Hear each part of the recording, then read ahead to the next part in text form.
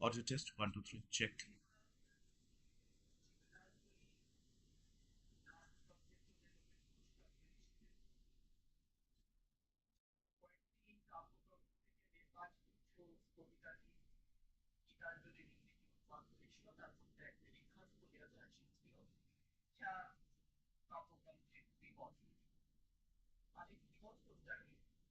Yes, now you can speak, ma'am. Thank you.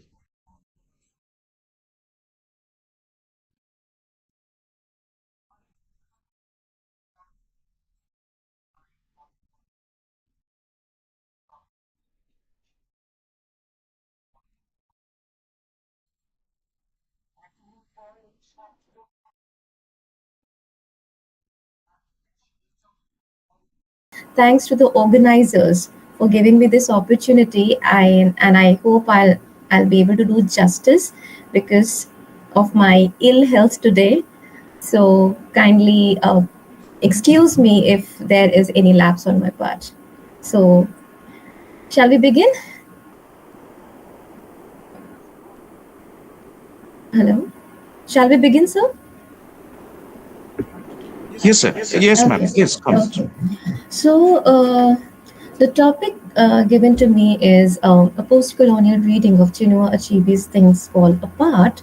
And I would begin my talk with a few lines of Professor Kanja Ilaya, in which he talks about creating literature that is third world literature as a counter discourse.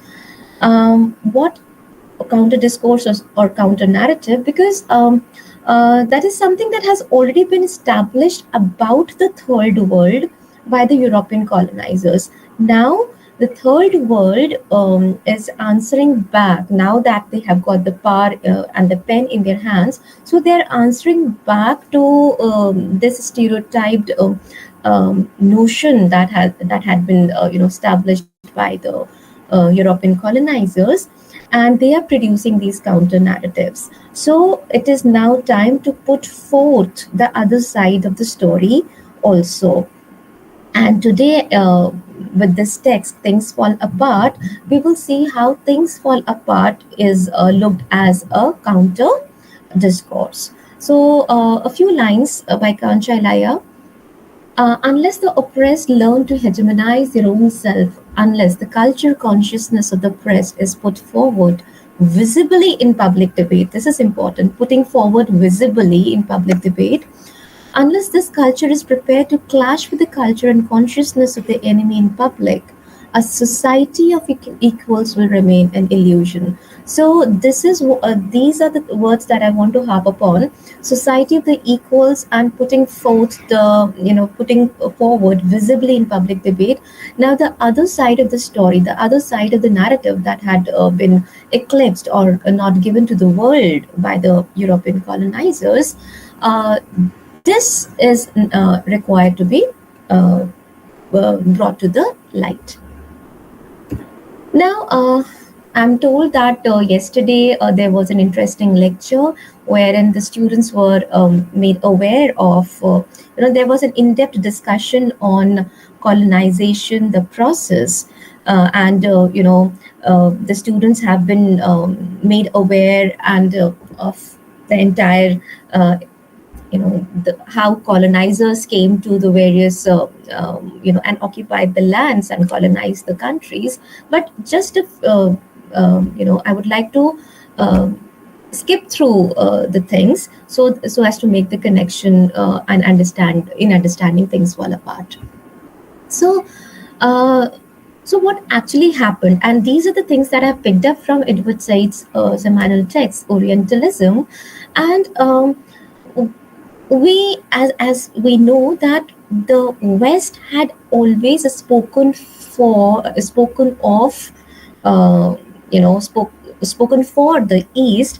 The East did not get any opportunity, the Orients did not get any opportunity to speak for themselves, and which is why the Europeans, they created a kind of superiority over the non-Europeans by objectifying the Orients. So they kind of distorted, they manipulated, they stereotyped the East, that is the Orients, and presented in the literature. So this is how we Indians got the tag of the land of snake charmers, and Africa got the tag of being the dark continent. So the colonizers were doing all these things in the colonies they came. And I would just like to quickly refer to the terms used by some of the post colonial African theorists. For example, Ngugi wa Thiong'o, he uses the word cultural bomb. He to explain that how when the colonizers came, they brought in their culture and they just dropped it on the native culture, resulting in a complete annihilation of the native culture. And so much so that the natives, they started getting ashamed of their own self, be it their culture, be it their tradition, be it their names, be it their cuisine, whatever. They started feeling ashamed. So this cultural bomb actually occupied the mental scape, the mindscape of the natives. So it was not just the physical occupation of the land that happened in colonization, it was also the mindscape. That is why I have also referred to Frantz Fanon, how the psychological violence was carried on simultaneously when the colonizers were occupying the lands physically. So again, referring to Fanon, the colonizers, they actually distorted, disfigured, and destroyed the native culture, and creating a kind of cultural alienation amongst the natives. Just a quick check, are the slides visible? Just a quick check. Yes, ma'am. Perfectly Okay, visible. okay, thank you. So, what was the method they adopted? So, as I said, they were using simultaneously the physical and the psychological occupation. And so, on one hand, they brought in the canon, that is their literature and everything. On the other hand, they were using definitely the canon, CANNON, that is the physical force. So, on one hand, if they were using the chalk in the board and occupying, as I said, the mindscape of the natives by imposing their language, by bringing in their literature. On the other hand, they were using the sword and the bullet. These are references taken from Ngugi wa Thiong'o's text, Decolonizing the Mind. So, Ngugi also refers to Bob Dixon's book, Catching Them Young. And this phrase, although this is the title of the book, but this is something very important, because the colonizers, they started attacking or kind of occupying the young minds. So if we see around the third world, uh, we Indians, we can easily relate that coming up of these missionary schools, for example, or rather in making English language mandatory in schools. And again, I will like to draw your attention to Ngugi's text, Decolonizing the Mind, wherein he details that how, if anyone was caught speaking in the native language in the school, that student would be punished. And we can easily relate, being Indian students, what was happening with us, or what had happened with us in our schools. I'm not talking about NEP 2020, where they're talking about bringing the local languages, the native languages, the vernaculars also at par. But let's go back to a couple of years back, maybe a decade or so, when it was mandatory for us Indians also to be fluent in English, and so much so that our fluency in English decides our status in the society. So these were some of the. I'm not talking about religion. I'm not talking because definitely these things were there, but I'll focus more on how through language and literature the colonizers occupied the mindscape. So, definitely, this would have the impact on the colonized. As he said, that this dropping of the cultural bomb, it started taking the natives away from the roots. So there was a cultural estrangement that set in. As a result, the natives, their ties were snapped with their native roots, and they started mimicking the the colonizers. So that they came in this trend of ape manship, because this thing set in, or this thing was injected into our minds, that unless and until anything gets approved by the West, it is not accepted. So you know we when I'm talking about we, I'm not talking only Indians, but all the Eastern or the Orients, that it was a kind of conflict whether to stay close to our roots, or to start drifting towards the colonizers, or to towards the West. Definitely there was a section that stayed true to the roots, but there was a major chunk of the population that started mimicking the West, thinking that they would be assimilated in the Western culture sooner or later, which unfortunately did not happen. And what we got as a result were the fractured identities, the trishankus hanging in between, which is why identity crisis is one of the important themes, or a recurring theme in post-colonial literature. Now, why I'm talking about ape-manship and all these things, we'll see how these things get reflected, or this dropping of the cultural bomb, how these things get reflected in Chinua Achebe's Things Fall Apart.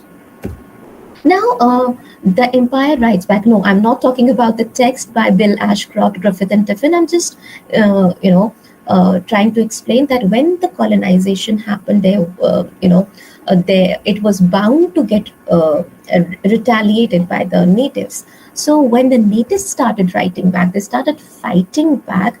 Their retaliation was against this Eurocentric universalism. As I said, that before, like what happened during colonization, it was only the colonizers' side of the story that we read, that we got.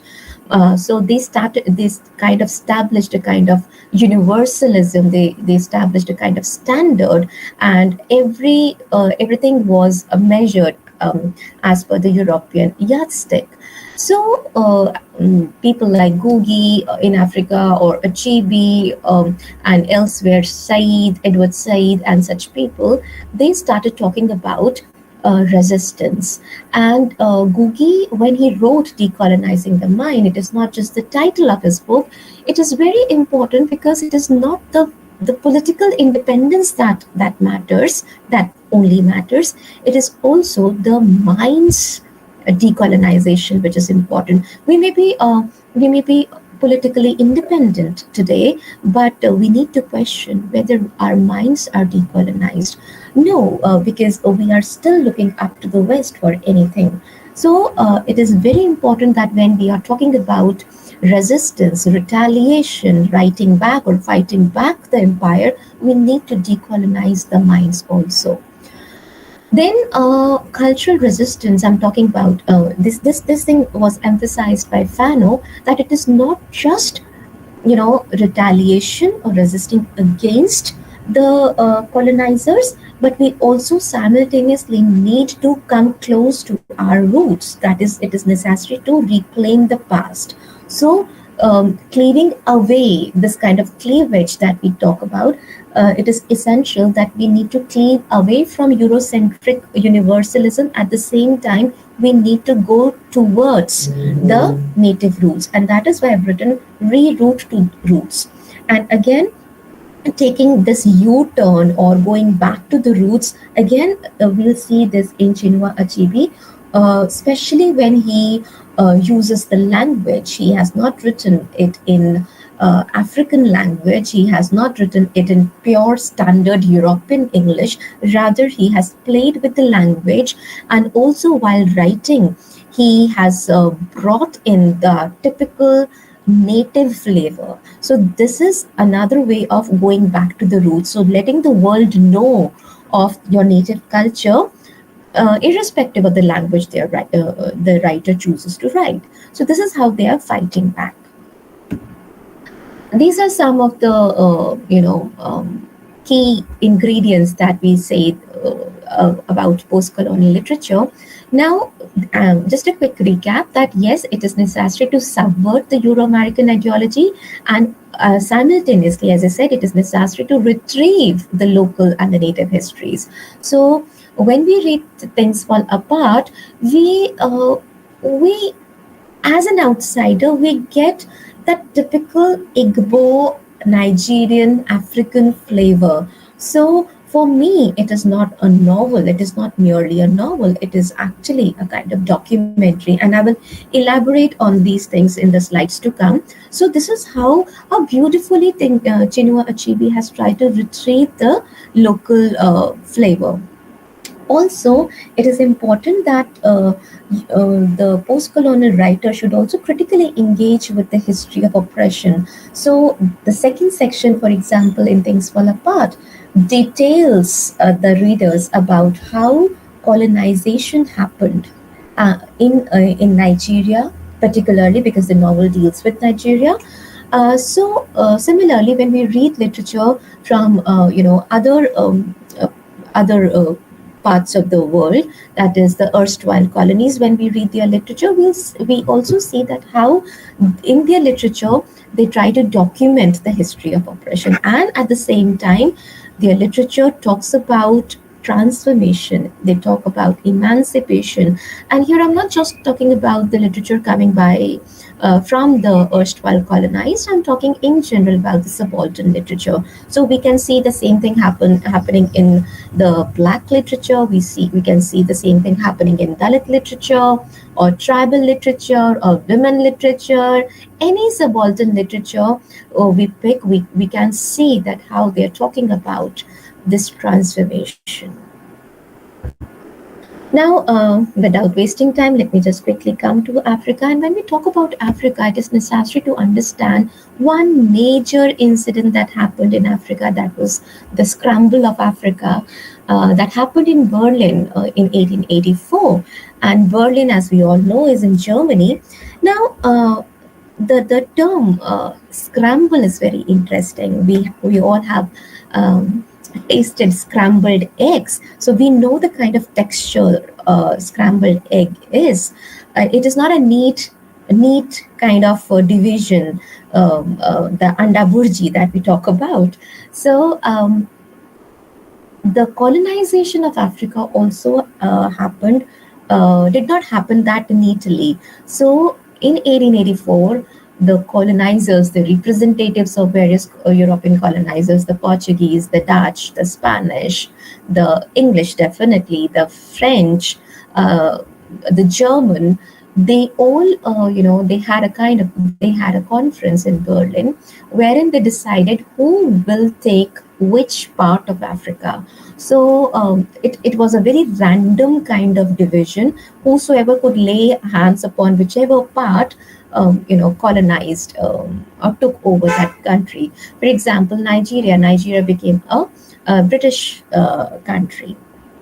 And all these things we can read in detail in Gugi, in Soyinka, in Achebe. These are the three prominent names when we talk about post-colonial literature in context of Africa. These are the three names, and yes, one more name, Frantz Fanon. They come. Now that's why. So these were these were some of the rebellious voices, the initial phase when we talk about post-colonial African literature. Ngugi wa Thiong'o, Chinua Achebe, Frantz Fanon, and Wole Soyinka, in their respective ways, they talked about asserting African native culture.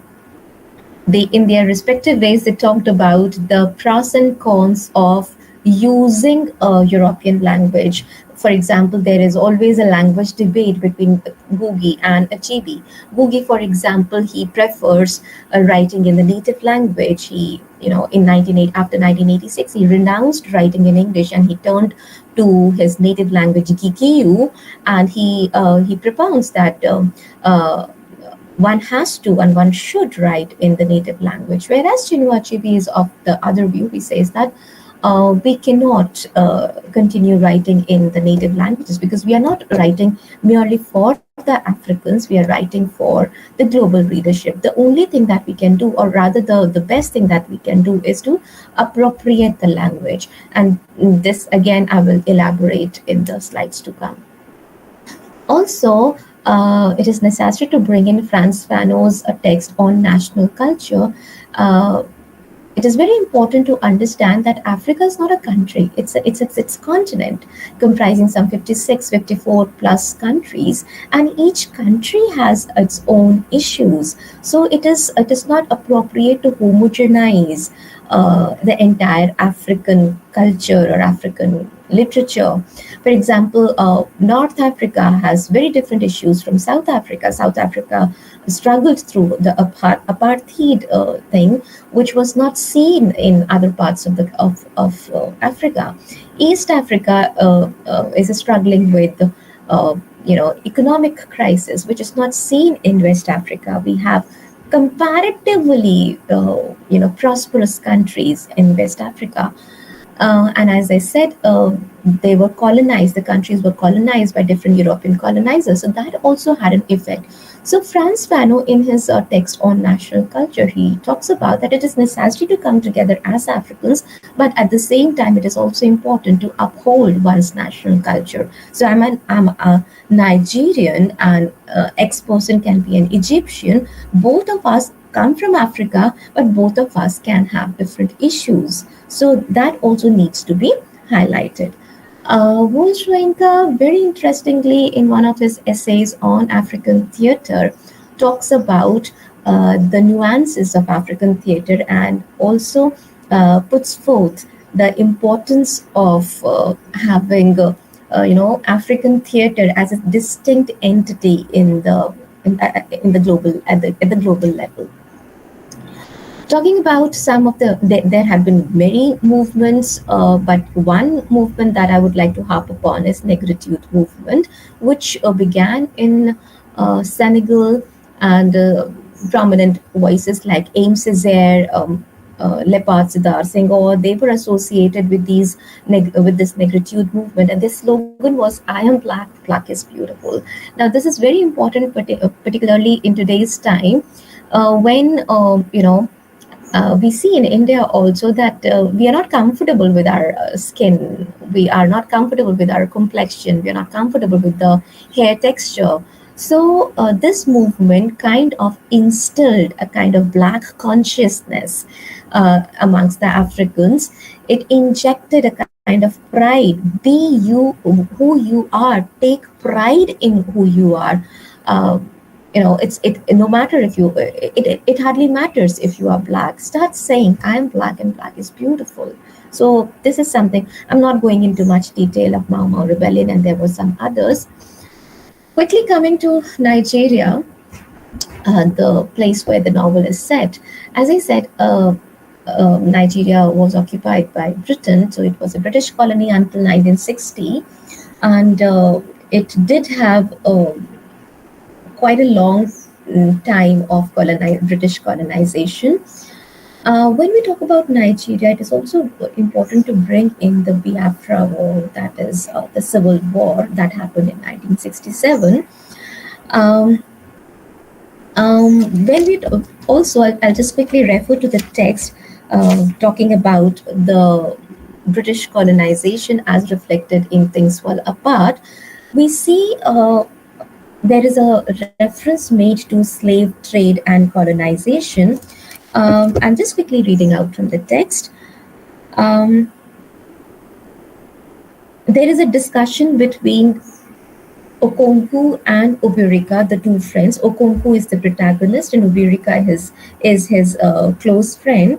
And they are discussing wherein Obirika informs Ubuntu about the coming of the white people in their villages. So he says, I quote, "We have heard stories about white men who made the powerful guns and the strong drinks and took slaves across the seas." So, although this is a discussion between the two characters in the novel, but how beautifully Achebe has brought in this idea of the slave trade and colonization that happened. Again, a quick thing about the stereotyping that I was talking about. I began with this discussion that the post-colonial writers, they're talking about creating their own literature, creating counter discourse so that they could easily answer against this stereotyped picture. So this is again, I'm referring to the novel, and this is chapter 22, wherein he talks about this thing. Mr. Brown's successor. Now, Mr. Brown was a missionary who came to Mabanta and Umofia, and they started colonizing, and these were the missionaries. And Mr. Brown as a missionary, he was a young person. Mr. Brown, as a missionary, he was kind of soft and he tried to understand the natives also. However, Mr. James Smith was very different. He condemned openly Mr. Brown's policy of compromise and accommodation. He saw things as black and white, and black was evil. He saw the world as a battlefield in which the children of light, that is, the colonizers, were looked in mortal conflict with the sons of darkness. So, this is how the binary is created between the blacks and the whites, the colonized and the colonizers, the Africans and the Europeans. So, it was, it was projected that the Orients were savage, they were barbaric, and they were uncivilized. So it was the duty of the white colonizers to civilize them. And I'm reminded of Heart of Darkness, this novel by Joseph Conrad, wherein the protagonist Marlowe, he's told by his aunt, and both are white, and he's told by his aunt that we are on a civilizing mission. The novel Heart of Darkness is set in Congo country of Africa, and in that novel also we see that the black characters, they do not get any voice. They are just present, but they do not have any agency. They do not speak. Rather, they are spoken for by the white characters, by the white author. Am I making sense? I mean, yeah. Just a quick check whether students are following. Hello? Yes, ma'am. Yes, ma'am. Okay, thank you. Actually, the reason why I keep asking in between because I'm not able to see you people. Okay, now quickly coming to the author, because I was told that I have to stick to the text, but it was equally important to give you a brief trajectory of the process of colonization that happened in Africa. So Chinua Achebe, a very important voice of Africa, born in Nigeria, and he wrote in different genres. And let's not go into his biography that much. And these are some of his prominent works. And in all his works, he has tried to capture, he has tried to capture and give back to the readers the African flavor. And this is very important coming to the next slide, because Achebe is not just an African writer, he's not just a Nigerian writer, he is a post-colonial writer. So in his literature, he has tried to incorporate every element of post-colonial. So for example, the first point, he writes as a critical insider. Now, this is very important because up till now, whatever literature about Africa we had, we that was given by the whites, that was written by the whites. So there was no narrative as an insider. So when we read Achebe, he, being an insider, he gives he gives in his literature the inside view, but the word is not insider, the word is critical insider. This is very important because he is not following any tradition blindly. I mean, uh, when we read his works, we won't find that he's only eulogizing the native culture and he's critiquing everything coming from the West. No, he tries to bring in a balance. This I will talk in the last slide, the takeaways from the novel. And this is something that I appreciate. My personal inclination is towards Achebe because I feel that he is keeping pace with the time. He, as a writer, he, as a thinker, understands that there are two opposite cultures existing in Africa, and whenever there are two cultures, they are bound to come in contact. But when they're coming in contact, we have to. The practical thing is, and the rational thing is to learn from each other, to have a kind of dialogue. Unfortunately, what the colonizers did, they preferred to have a monologue. They kind of stifled they stifled the colonized's voice and they established their narrative only. This is something Achebe critiques. The next thing that is important in Achebe's writings is that how he has tried to restore African society's dialogue with its own past and with the outside world. Now, again, something that I've been telling again and again, that when we read his works, we cannot just say that it is a novel, any novel for that matter. It is not just a piece of literature, it becomes a document, it becomes an archive, it becomes a repository wherein when as a non-African, if you read the work, you are directly exposed. I mean, when you read Things Fall Apart, you will come to know about the nuances of Igbo culture, the kind of language they spoke, the kind of beliefs they had, the kind of rituals they followed. Everything is beautifully dovetailed in literature. So this is what I meant by restoring African, and it is also not only for the global readers, not only for the non-African readers. It is also important that the present generation African readers, when they read this kind of African literature, they also become aware of the rich past of Africa. Uh, I have quoted from his essay that why he wrote such kind of works. He said somewhere that he wrote to teach his readers, and his readers can be Africans and they can be non-Africans.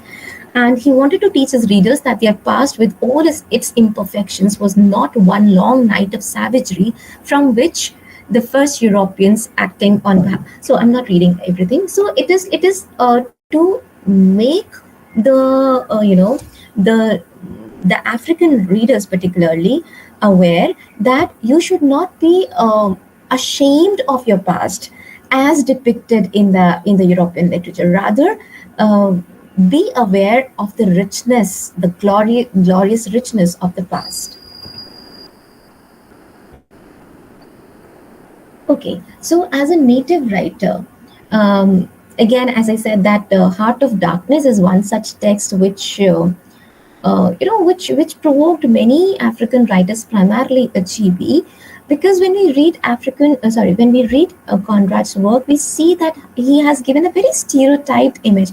I mean, there are a couple of black characters, and none of the character speaks in the novel. It's only the white characters, be it Marlowe, be it Mr. Coates. It's only the white characters who are speaking, and we see six African men,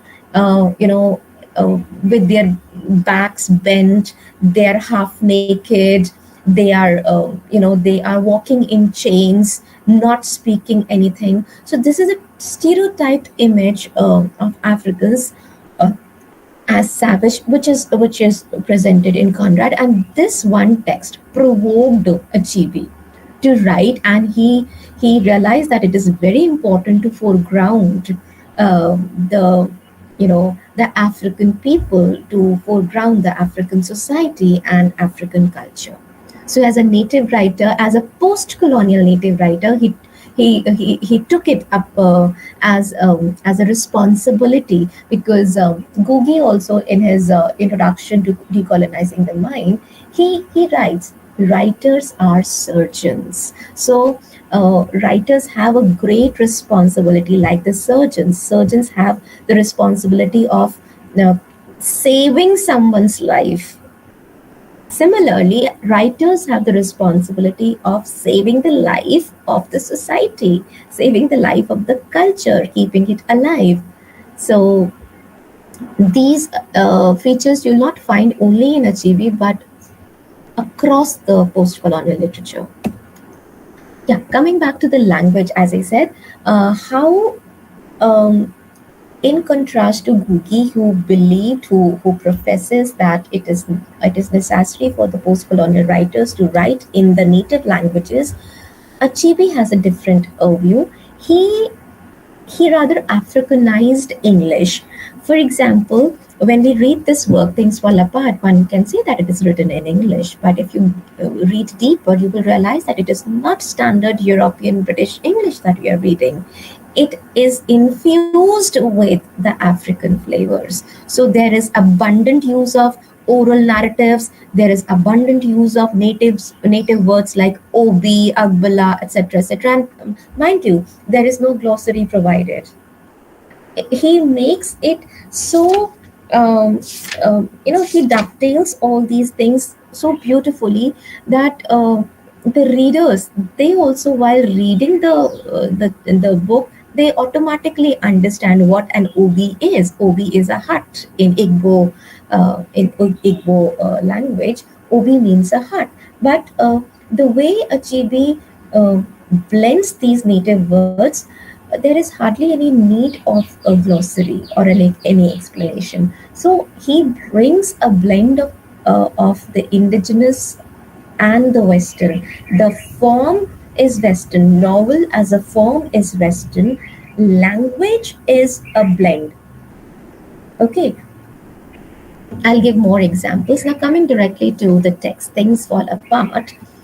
This is the text. I mean, yes, it is written in 1958, and the timing is very important because it was written 2 years before independence. And this text also captures in detail one entire section of the novel is devoted to how the colonizers came to Nigeria. Okay, I mean, you can elaborate it in understanding how the colonizers came to Africa in general. Though the novel is written in 1958, but when the time frame is 1890s, that is the beginning of colonization. After this scramble of Africa, when Nigeria was taken over by the British. As I said, that this is not just a novel for me; it is a documentary of Igbo culture. Uh, Igbo is one of the important ethnic group of Nigeria. The other ones are Yoruba and Hausa Fulani. So Nigeria has many ethnic groups. There are three prominent ethnic groups: the Igbo, the Hausa Fulani. The Hausa Fulanis are on the north of Nigeria. Then we have the Yorubans. Vol Shoinka is a very prominent voice of the Yoruban tribe. And then we have the Igbo. Something which is very important to note in this work, that unlike other texts where the writers blindly blame the colonizers for the falling apart of the culture, in this novel, Achebe blames both the internal and the external factors. Rather, it was the internal factors, internal rifts that were more important, and the coming of the white men it acted only as a catalyst. So he comments on the loopholes of his own community, which is which is the USP of this work, that he is not blindly anti-Europeans. He's also, that is why critical insider. When I said he writes as a critical insider, he's critiquing his own community also. And in this novel, we'll see how he critiques. The title we all know is borrowed from W.B. Yeats's poem "The Second Coming," but also something very important is Yeats's non-fictional work, A Vision. In this work, W.B. Yeats talks about the wave-like motion of civilization. So, if one civilization is at the peak now, it is bound to come to it is bound to collapse, giving space to the new civilization to work. So it works in a wave-like motion. Similarly, this idea is borrowed by Achebe, that we had a very traditional Igbo culture.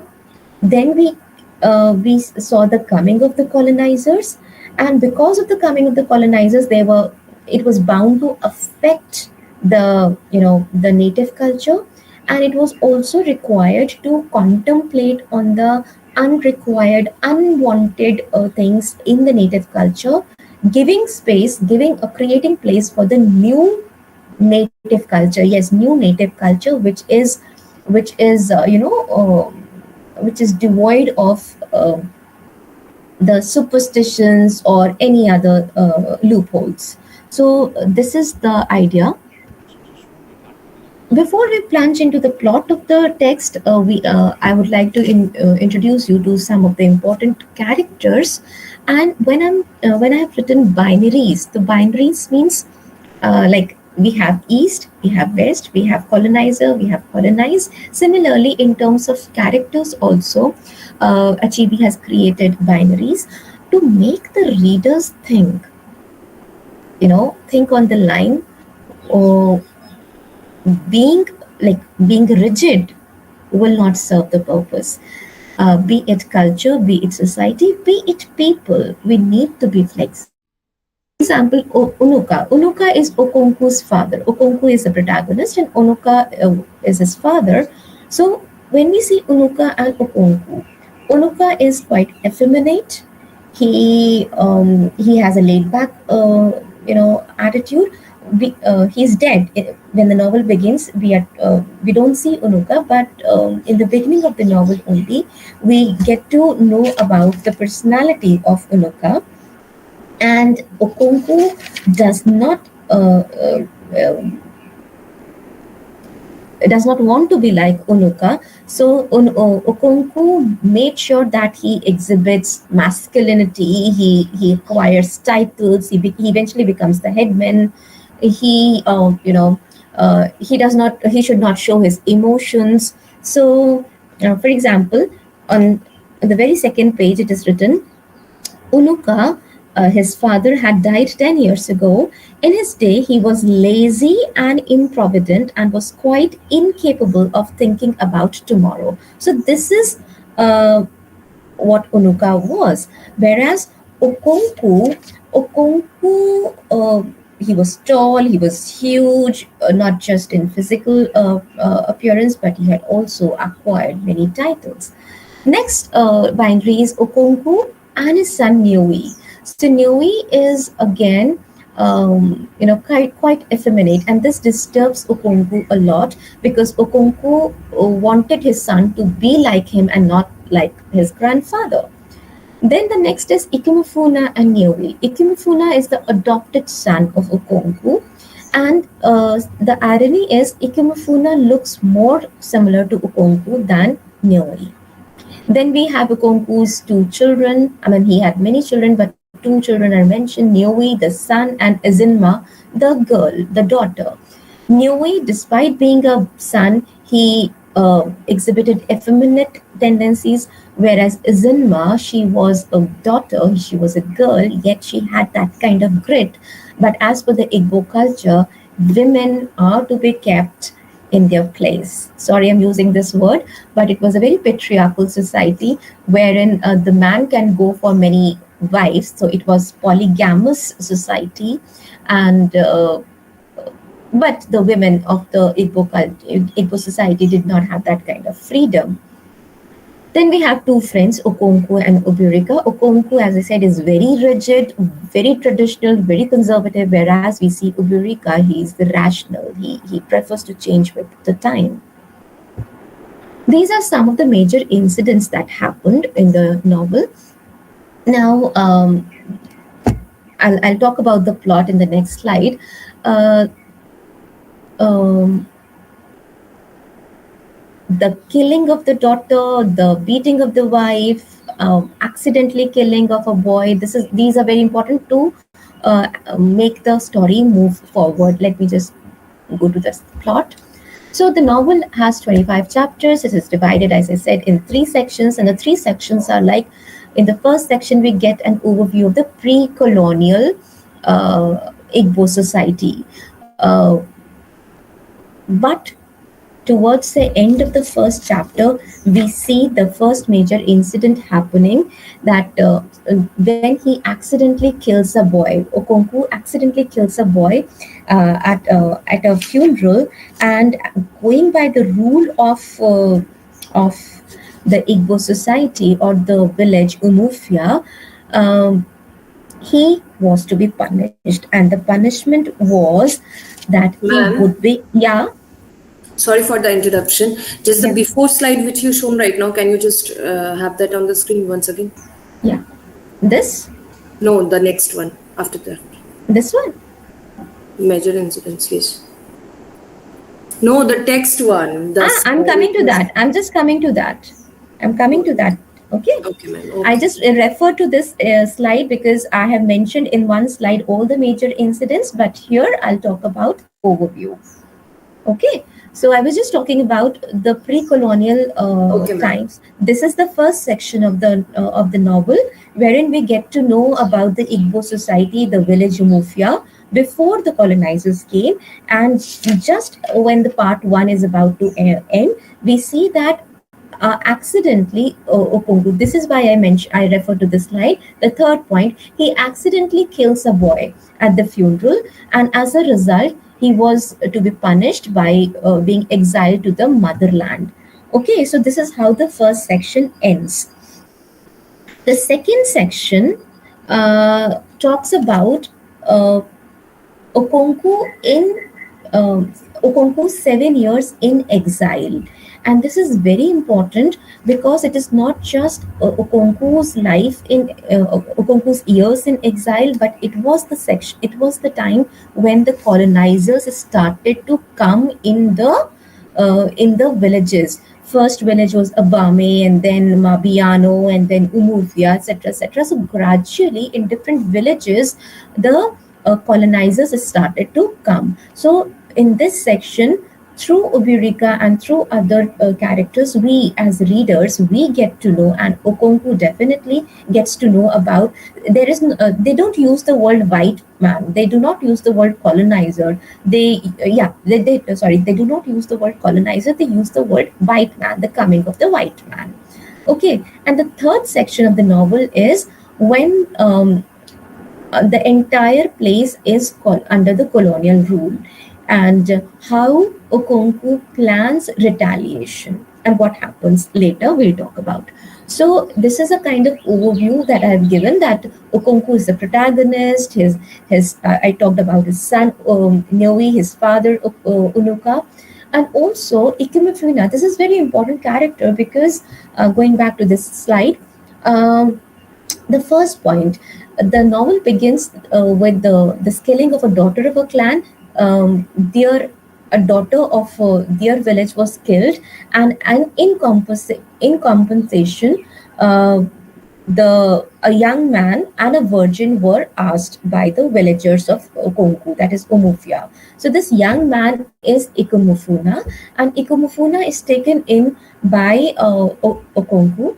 He lives with Okonku's family for 3 years, but as a ritual, it was required that after 3 years, this so-called adopted son should be killed.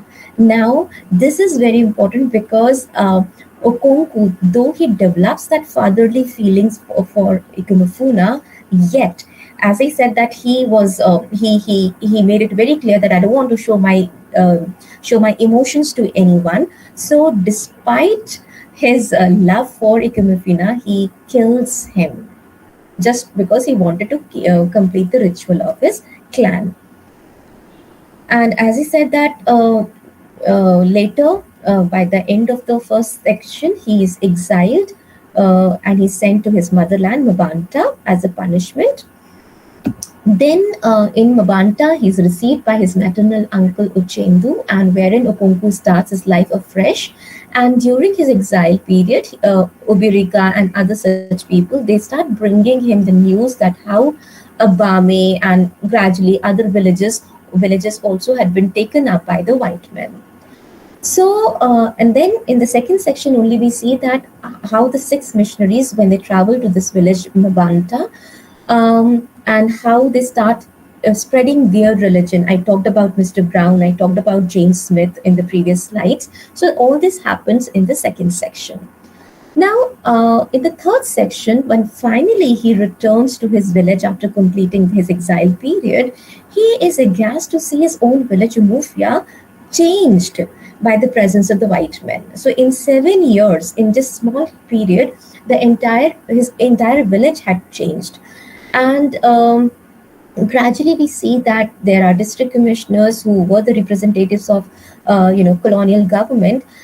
They take Okonku and some of his friends who were trying to protest. They were taken as prisoners, and as a punishment, their heads are shaved off.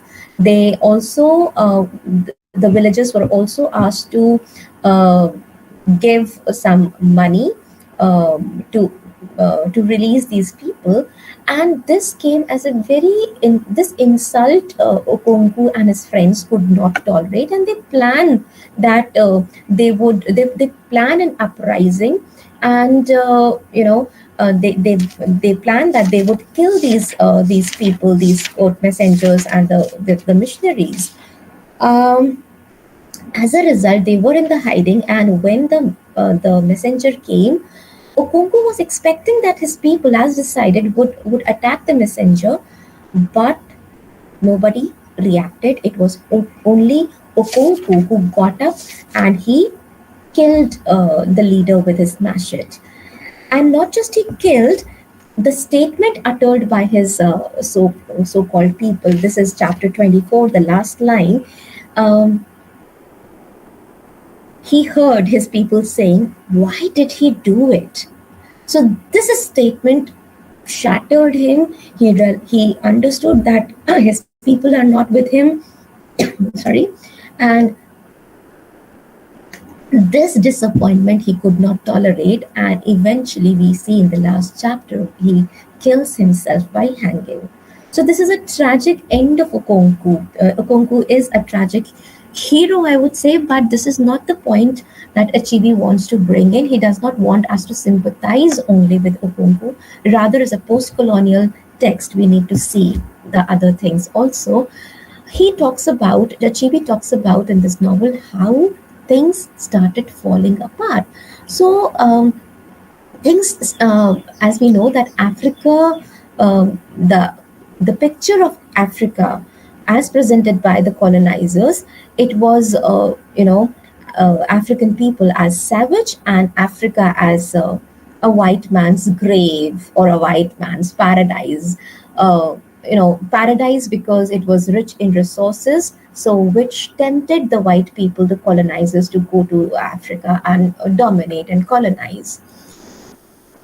This started, actually, this is the external factor I was talking about. These are the external factors that led to the falling apart, but definitely internal factors are responsible. The internal factors being when we are so rigid to understand. For example, Okonku, who was very rigid, he should have realized that there are certain superstitious myths. For example, in as per the Igbo culture, the birth of twin children is an omen. So the twin children, right after their birth, they were thrown into the evil forest. A person who was struck with leprosy would not get a proper burial that person is thrown into the evil forest. So all these are some of the examples that I'm citing. All these rituals or customs you call in the Igbo culture, Achebe is not in approval of all these things. So these are certain and for example, if you are a man, you have to be masculine. You cannot have emotions. So these are certain beliefs that Achebe is not okay with. He's critiquing. So these are the internal factors I was talking about, and definitely the external factors, the colonizers. So both the internal and the external got in together to fall apart the culture. Now, these are the lines we all know taken from uh, W.B. Yeats's poem, and the second coming from where the title of the novel has been taken, Things Fall Apart. But I will not talk about this third line, Things Fall Apart. Rather, I will focus on the fourth and the fifth line, how the anarchy was loosed upon the world. Now, the blood dim tide is loosed. Uh, how with the coming of the colonizers they brought in, now I'm talking about the external factors, they brought in the missionaries. They I mean, I'm reading from the text. This is chapter 16. The missionaries had come to Umufia. They had built their church there, won a handful of converts, and were already sending evangelists to the surrounding towns and villages. There was a source of great sorrow to the leaders of the clan, but many of them believed that the strange faith, quote unquote, strange faith and the white man's God would not last. So, how the blood dim tide was loosed, how gradually, like in the beginning, in the first few slides, I talked about the cannon in the cannon, chuck in the bolt, bullet in the sword. This is what I'm talking about. That on one hand, definitely there was physical occupation of the land, but how simultaneously the mindscape of the people were was being dominated. So bringing in the missionaries, setting up of the government, setting up of the trading stores, because for example, this he talks about. Sorry, the trading and also the schools, the proper schools, and schools became the institution, the place of not just imparting education but also imposing the colonizers' language. So again, I'm reading from the chapter from the text. This is chapter 21. Achebe writes, in this way, Mr. Brown learned a good deal about the religion of the clan, and he came to the conclusion that a frontal attack on it would not succeed. So clearly, physical attack would not only suffice. We have to occupy, we have to dominate the psyche of the natives also. And which is why, and so he built a school and little hospital in Umufia. So bringing in the religion, that is missionaries, setting up the church, bringing in the schools, bringing in your language, your literature, bringing in the hospital, setting up the hospitals, kind of attacking the ways of the indigenous ways of curing things. All these were brought in by the colonizers, and it did not happen overnight. It happened gradually, and it happened in a very subtle manner, and gradually the colonizers set in. Okay, so also there is a reference to the New Africans. Now, although the word is not used, New Africans, but just where the part 2 ends, there is a concern expressed by Okonku's uncle Uchendu. Now that exile period was ending and Okonku was getting ready to go back to his village Umufia, he expresses a very genuine concern, and this is not just Uchendu, Okonku's uncle. This is the concern expressed by Achebe. He writes that he is afraid of the younger generation. The younger generation, remember I talked about the Trishankus who were going in that ape man shape, and they were mimicking the West. So as a result, they started moving away from the native culture. This section of the New Africans, he talks about the younger generation who is not well versed with their roots. So he writes, I say it because I fear for the younger generation. I fear for you young people because you do not understand how strong is the bond of kinship.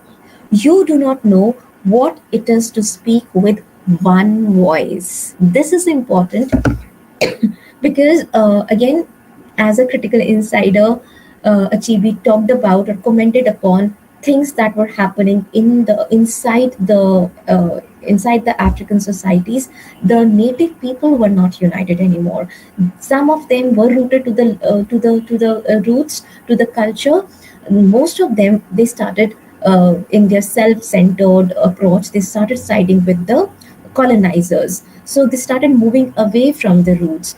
And it is these new Africans, these new bourgeoisie that are to be feared from. And when we talk about neo-colonization, Kwame Nkrumah talks about neo-colonization. Actually, we are living in I'm talking about Indians also, we are living in the politically independent countries, but our minds are colonized, and we have ended from colonization. We have landed up in the neo-colonization phase. Now the colonizers, the only difference is the colonizer is not physically present on our lands. Okay, but we are still colonized.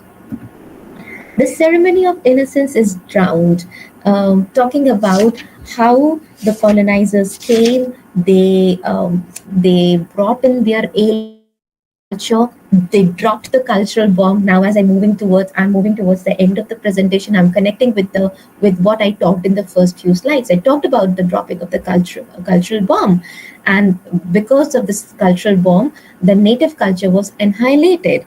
This Achebe again, so he has made his characters his mouthpiece. So though we see that Okonku and his people are speaking these words, it is actually Achebe who talks about. This is at the end of chapter 20.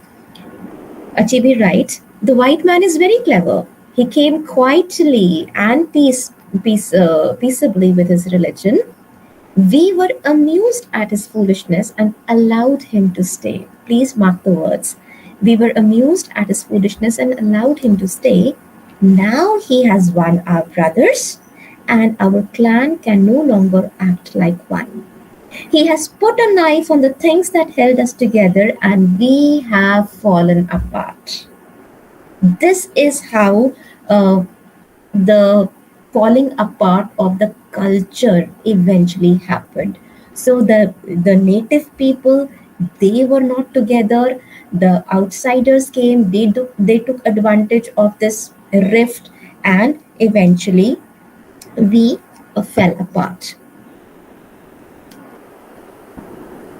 Now, quickly looking at from the post-colonial lens, this novel, as I said that when we talk about post-colonial literature, it is an attempt of rewriting the history, giving the colonized or the natives version also. I'm not talking about the other points here. So this novel also is a kind of history, Igbo clan's history, rewritten from the natives' point of view. That is why I see it as a documentary, as a resistance text. Talking about the post-colonial element in this novel, as I said, there is an abundant use of indigenous cultural traditions. We get to know about the week of peace. We get to know about the yam. We get to know about the wife beating. That if if any man, any husband beats his wife, what are the punishments, etc. So there are many cultural traditions that are mentioned in this novel. Definitely the language has been appropriated. When I talk about appropriation, it is like molding the language, molding English, making it your own, something which we see in our own country. Raja Rao doing when he wrote Kantapura. It is written in English, but it is a very typical Karnataka or Indian English. So the same we see in Achebe also, that he has appropriated English language while writing his works.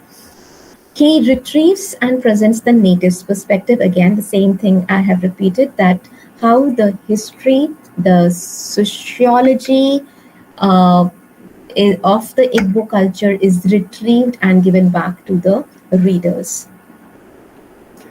Achebe, he himself said that my reasons for choosing English were pragmatic, to communicate, to tell a story. You do not tell a story to your ethnic group alone. There is a larger Africa beyond this world. Something that I said in the beginning, that when we write, we are not writing for our own people. We want our stories to go at a global level, and the best way is to write in the universal language, English. But we can always play with this language. We can always mold this language to suit our purpose. We should not write in that standard English.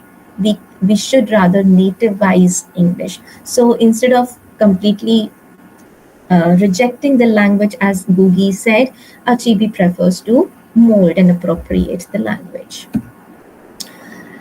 Achebe, as I said, that he is not just a writer, and when we talk about post-colonial writers, Googie and Achebe, they are not just the writers, rather they have a social responsibility. They are writing as teachers. They are, I'm just quoting the text, well-known essay of Achebe, the novelist as a teacher. The title of this essay itself, the art and the artist, they are not separate, and how through the artist can bring or put forth the resisting voices. So Achebe, as an artist, he knows that when as an artist, when as a writer, he's using his work, he has to use his work to inform the West that about Africans, the other side of the story also, and also simultaneously to educate the African readers about themselves. So it is a two-way process to inform the non-Africans about the African society, and also to educate the African readers about their past. So this countering the colonial stereotypes of Africa and restoring the confidence of African readers in their own past, these things should happen simultaneously, and this we see in this novel. Yeah, something that I was talking about, that Achebe, why we cannot, I personally do not sympathize with Okonkwo, because he was very rigid. Achebe himself has witnessed the changing times. He has lived through the pre-colonial, the colonial, and even the after colonization era. So he knows, he knows very well the changing times, and this is something which he uses in his writing. He uses his writing to educate the natives about not just the richness of African culture, but it is also necessary to bring in those changes, to weed out the unnecessary, unwanted things. When I'm saying to weed away, it's not, I don't say that mimicking the West. You have to, any culture is dynamic. We have to keep refurbishing it. In this novel, when I say that the Igbo culture is very beautifully dovetailed, we see the reference to the ancestor cult. I'm talking about the religious belief in this section. We get to know about the ancestor cult. That is the Igbo's belief that there is life after death, and even after a person dies, he or she exists around us. We also get to know about the concept of Chi and Akka, that is Chi, your inner voice, your guardian angel, and Akka, the voice of the society. We also get to know about, like, we have our religious institutions. There, they do not have the temples or any such things, but they have the hills, the caves, the oracles in place of the priests. So I'm not going into much detail, keeping the track of time. So beautifully, the religious beliefs of Igbo culture are blended in the text, and as a non-African, you read the work and you will get, you'll become aware of the things.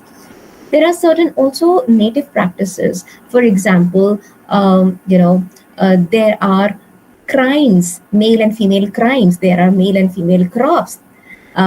There is a week of peace. Also, something very interesting, the Igbo people, they use proverbial language when they speak. They do not speak straight away. And very beautifully, to explain this thing, Okonkwo writes in the very first chapter, among the Igbo, the art of conversation is regarded very highly, and proverbs are the palm oil with which words are eaten.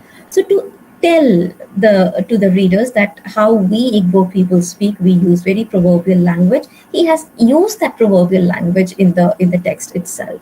So these are some of the native practices that we see in this work.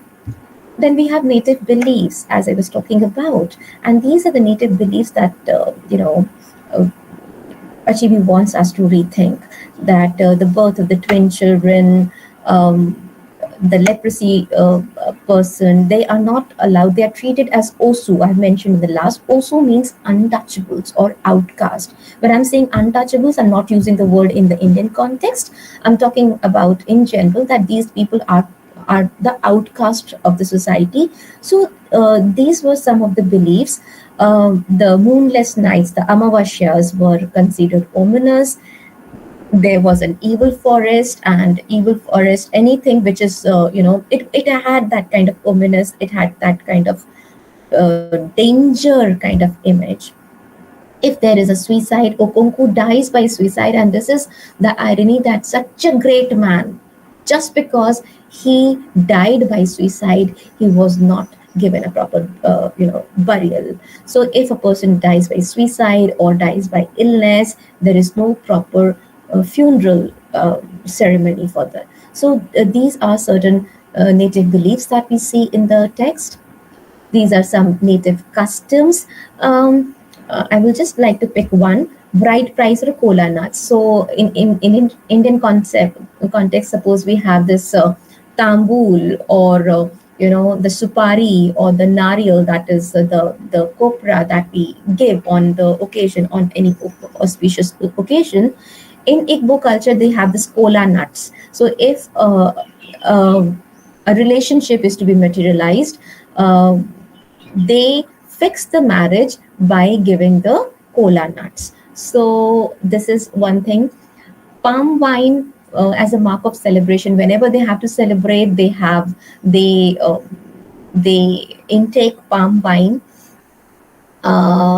Another important thing, that burying the Igbo woman in her maternal home.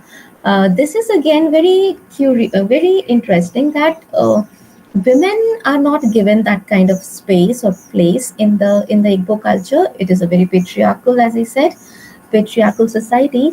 But whenever a man is exiled, he is sent to the motherland. And secondly, whenever a woman dies, she is buried not in her husband's village, she is buried in her maternal home. So all these things, I'm not referring to all.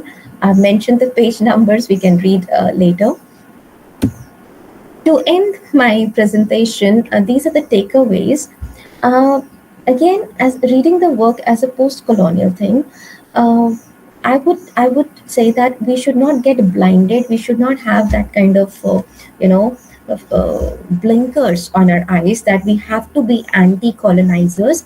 Rather, we have to look into the loopholes, the fissures that there are in our society. And this is something that we see Achebe doing when he's talking about the sick man, when he's talking about the twin people, when he's talking about the effeminate Nui and Unuka, when he's talking about the emphasis on being masculine. All these things he is actually critiquing in a subtle manner. He's critiquing certain traditions. He is talking about certain changes that are important. And he says he believes that Igbo culture lagged in that kind of foresight. Foresight is not that we have to become like the West. It's like we have to keep revisiting our own culture and keep checking on the unwanted things. And these are something which he indirectly mentions. Also, the last point that I want to talk about is Obirika. As I said, that Obirika comes as a binary opposite to Okonku. There is I'm referring to the last part of last speech, last paragraph of part one, and this is um, an inner thought of Obirika when Okonku is exiled and he's about to leave the village. So Achebe writes, Obirika was a man who thought about things. And this is Obirika who's thinking, but it is actually Achebe who is contemplating. When the will of the goddess had been done, he sat down in his obi and mourned his friend's calamity. Why should a man suffer so grievously for an offense he had committed inadvertently? And just to remind you, that person was killed accidentally by Okompu. And then, too, such a severe punishment is given. But although he thought for a long time, he found no answer. He was merely led into greater complexities. He remembered his wife's twin children. This is Obirika's twin children, whom he had to throw away. What crime had they committed? The earth had decreed that they were an offense on the land and must be destroyed. Just think about the children who are just born. What is their fault if they are born twins? But as per the rule of the society, they have to be thrown away. Think about the parents, think about the mother.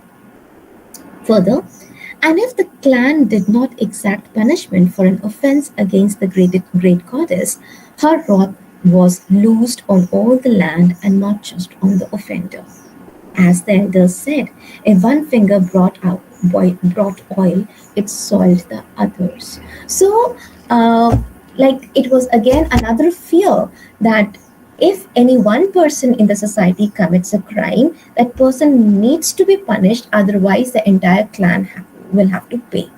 But these are certain questions that Achebe wants us to think, or his people to think, that should we go ahead following these rituals, these practices in the name of custom? So that's all from my end. Thank you. So can I get back to the... Am I... Okay. Am I still in the meeting? Yeah. So that's all from my side. Now I would like to have some questions, if any. Yeah. Any questions, any comments? All the participants, the session is open to you.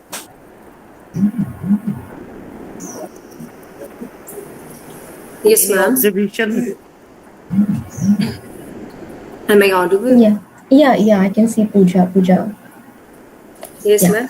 Like language, I want to say, like still we are in that concept, that mindset. That language is still hinting at that. If we are having our English fluent, then only we are in reach in culture, in like Yeah. arts, That is... and still that decolonized mind has still not been decolonized. if you say. Yes. And I keep talking about all these things with my students, that forget about literature. Just look in your own families. When we talk to our children, when we talk to our nephews and nieces, what language we are speaking with them. Why do we feel ashamed of interacting with them in our mother tongue? Okay, what kind of cartoon channels they are exposed to? And the way they are speaking English, it's not just English. They are also like that. They have that accented, Americanized English. And when I teach post-colonial literature, I ask my students to just look around. Forget about the text. Just look around, and you will see so many examples. I mean, my university is located in a very remote area. I can see Arundhati Tarafdar here. She is our former student. So. We are located in a very remote area, some 100 kilometers from Jaipur. Forget about basic amenities. We hardly get, our, vegetables and other things, available. But of late, we have this Starbucks outlet. Imagine, we have Burger King here. I mean, these things put me as a post-colonial, as a person teaching all these things, I get disturbed. That why? I mean, it's good that we are having these things, but what's happening to our local eateries? When I look around me, my colleagues' children, they are like fluently. They are just 4, 5 years old, and they're fluently speaking English. No harm in that. But are they speaking their local language? See, I'm a Punjabi. My parents did a great harm to me, but I do not blame them because they are from the tradition, from that transitional generation. And I am not fluent in Punjabi. You are not fluent. I'm not fluent in Punjabi. I can understand, I can speak because my parents did not speak Punjabi with us at home. This is something, I mean, when I teach post-colonial, I tell to my students that this is not a course in one semester. You write your exams, get your grades and done. Please, this is something life. You have to incorporate these things in your life. Please, if you are putting your children in English medium schools, make sure that you're also teaching them your mother tongue. If they are exposed to continental cuisine, please also expose them. Food is one area that I keep that I'm working in. I'm talking about certain, I mean, how gastropolitics is emerging. I mean, I'm referring to Arjun Appadurai. How we don't even realize that it's not just the language, it's not just the attire, it's like this colonization has set in every sphere. Decolonization, if it needs to happen, begin with food. What Food, kind of food? language, culture. Yeah, what kind of food we are eating. There's no harm in having interesting restaurants and eateries with continental. You're getting Italian, you're getting Mexican, you're getting Thai, you're getting everything. But where is our, as Indian people, is our Indian food getting represented on the menu cards? I don't see. It's like homogeneous. Why Indian food should be only butter chicken? Why? So decolonization needs to happen at every level. And why I'm talking about Achebe's writing style, because he has made the reader so well aware of the small little things, that okay, when the marriage is getting fixed, it is the kola nut that we pass. It is when we are celebrating the week of peace, it is like we are drinking Wine. palm wine, and then who, it's not just the drinking of the palm wine, who is drinking it first? The elders and the men.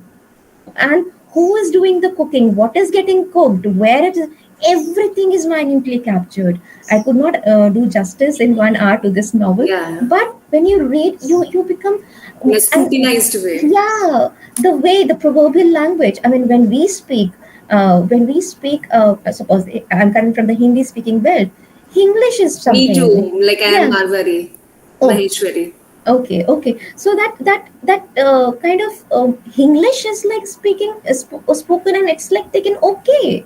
Yeah. भाई ठीक है, English बोल रहे हो, मारवाड़ी आप हो, तो how much Marwari do you know? I mean, I don't know. I mean, But good. many people don't know. Like I understand. Like we people, if we only criticize, like अरे वो कैसे बात कर रहे हैं, मतलब उसको pronunciation, the Pronunciation everything. नहीं है. Yeah. Why if anyone is saying HNO3 South में is HNO3 or HCl or H?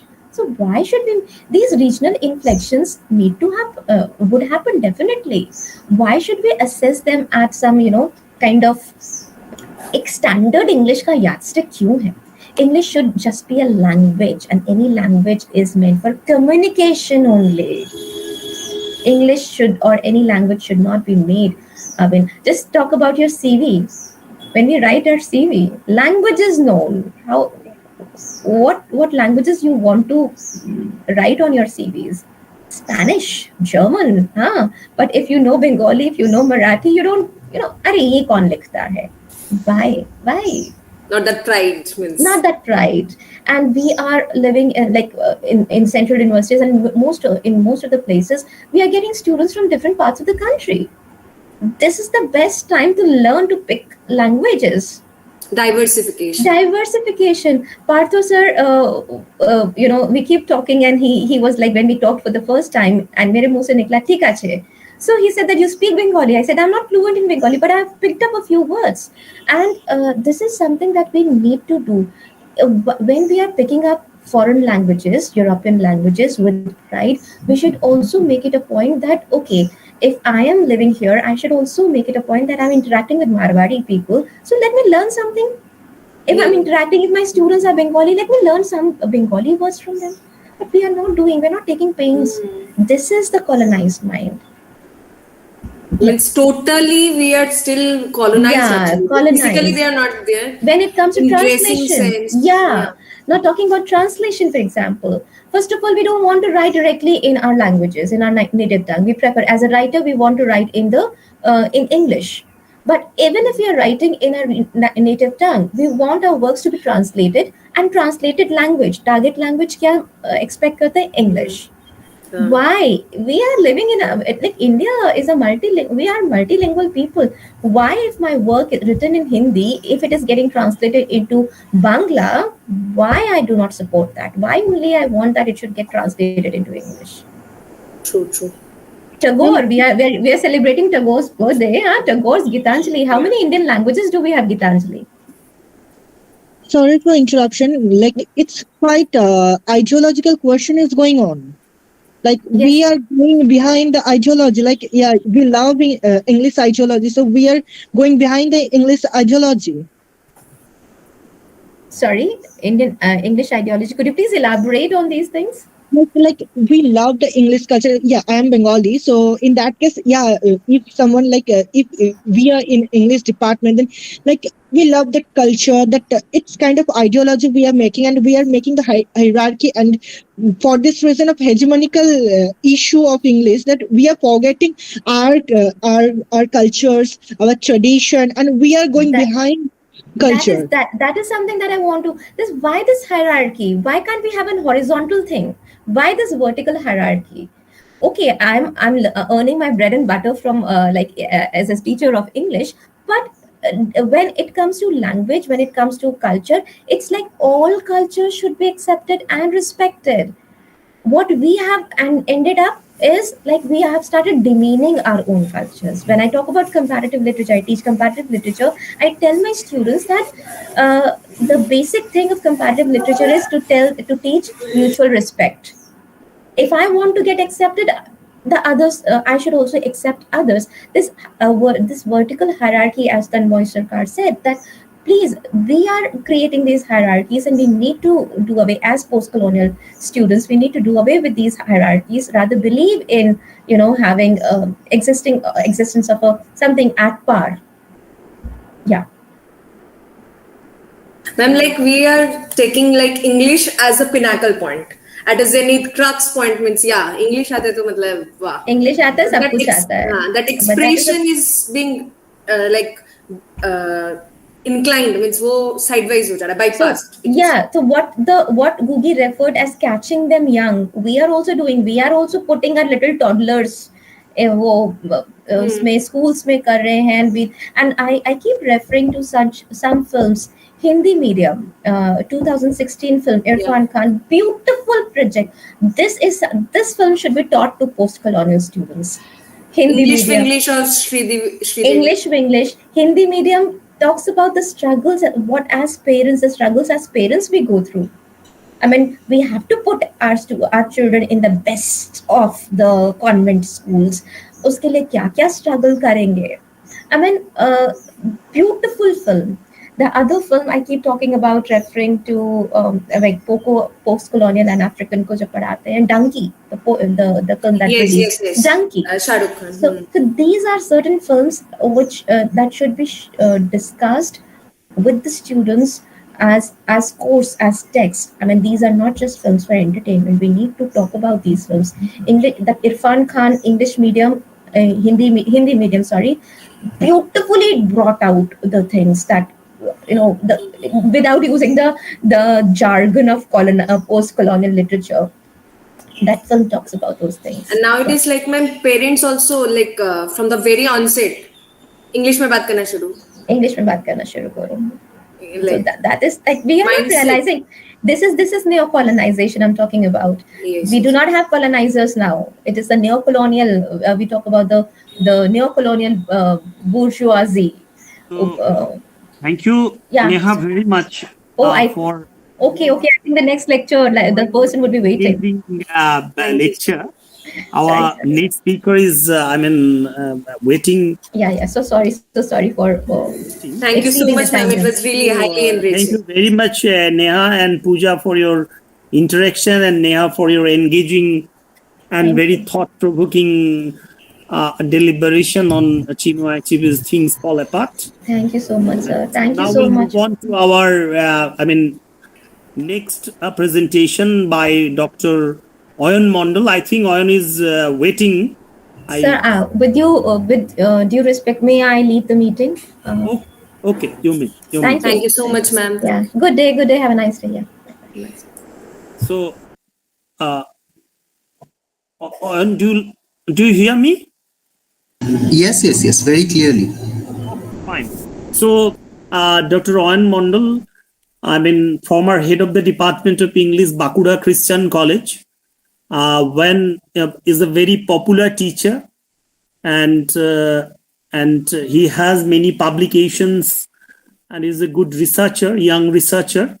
So we are happy to have him here.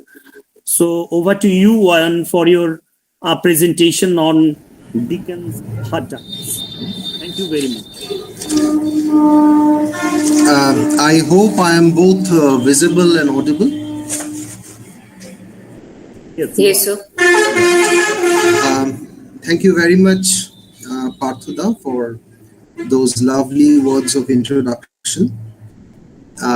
At the outset, I must thank the principal of Manbhum Mahavidyalaya for inviting me, and especially Parthuda, because I remember during the COVID times when we were somehow trying to connect with our students, you gave me the opportunity for the first time to address the students on the virtual platform, and there I spoke on elegy.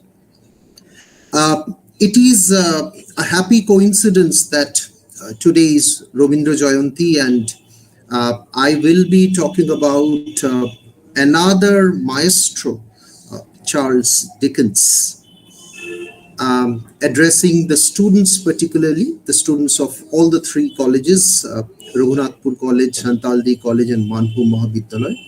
I'm happy to find some of my present students and ex-students also on this virtual platform.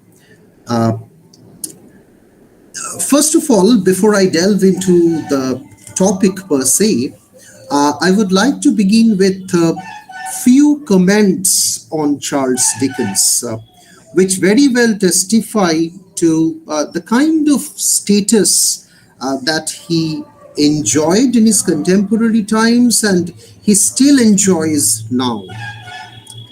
The first comment is by Count Leo Tolstoy.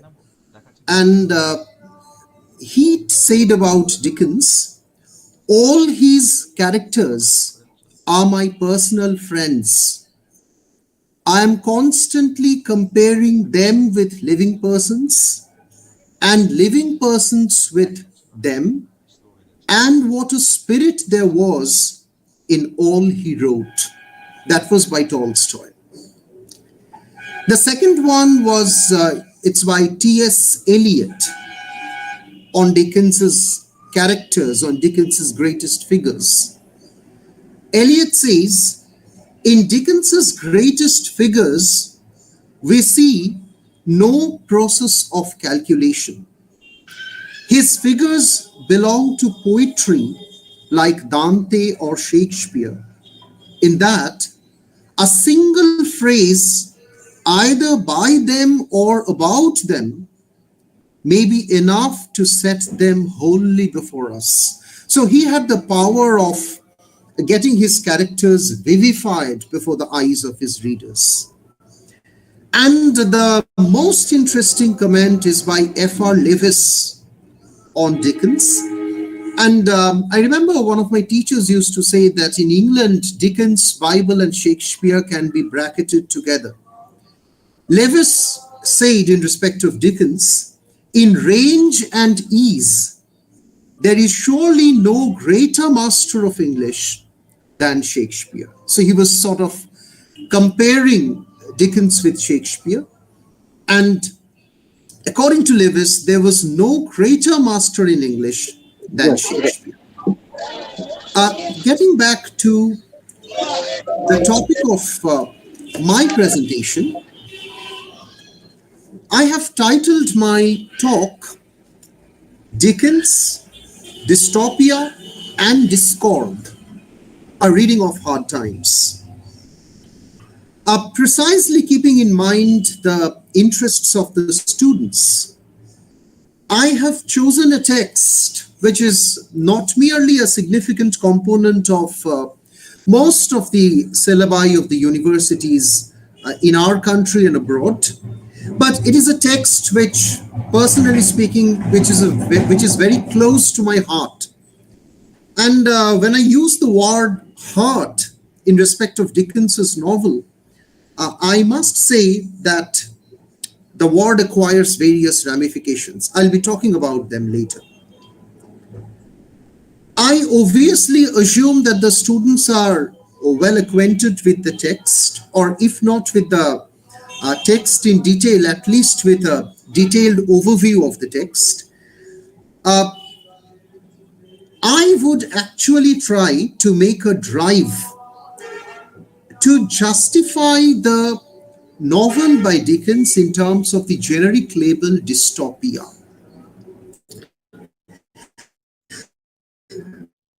Therefore, before the focal points of my lecture, I would first like to acquaint the students with the different subsections that I'll be dealing with. In the first subsection, I would like to deal with the different factors that resulted in the composition of Hard Times, shaping and molding the form of the novel. And what were those factors? What were the financial factors, the social factors, the biographical factors? So that would be the first part of my lecture. In the next 4 subsections, I would try to present how Dickens was addressing, fusing, and connecting certain very, very relevant issues of his times. For example, how the novel was critiquing utilitarian philosophy, how the novel was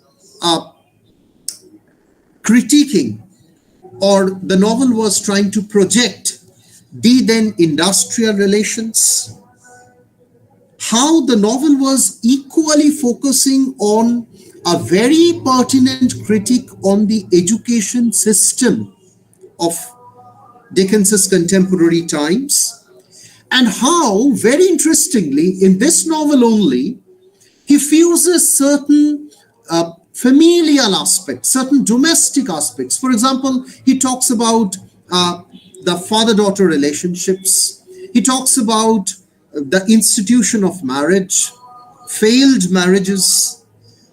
He talks about the complex, nuanced friendships. He talks about mother-son relationships. So there are various, let us say, relevant ideas that are projected in this novel.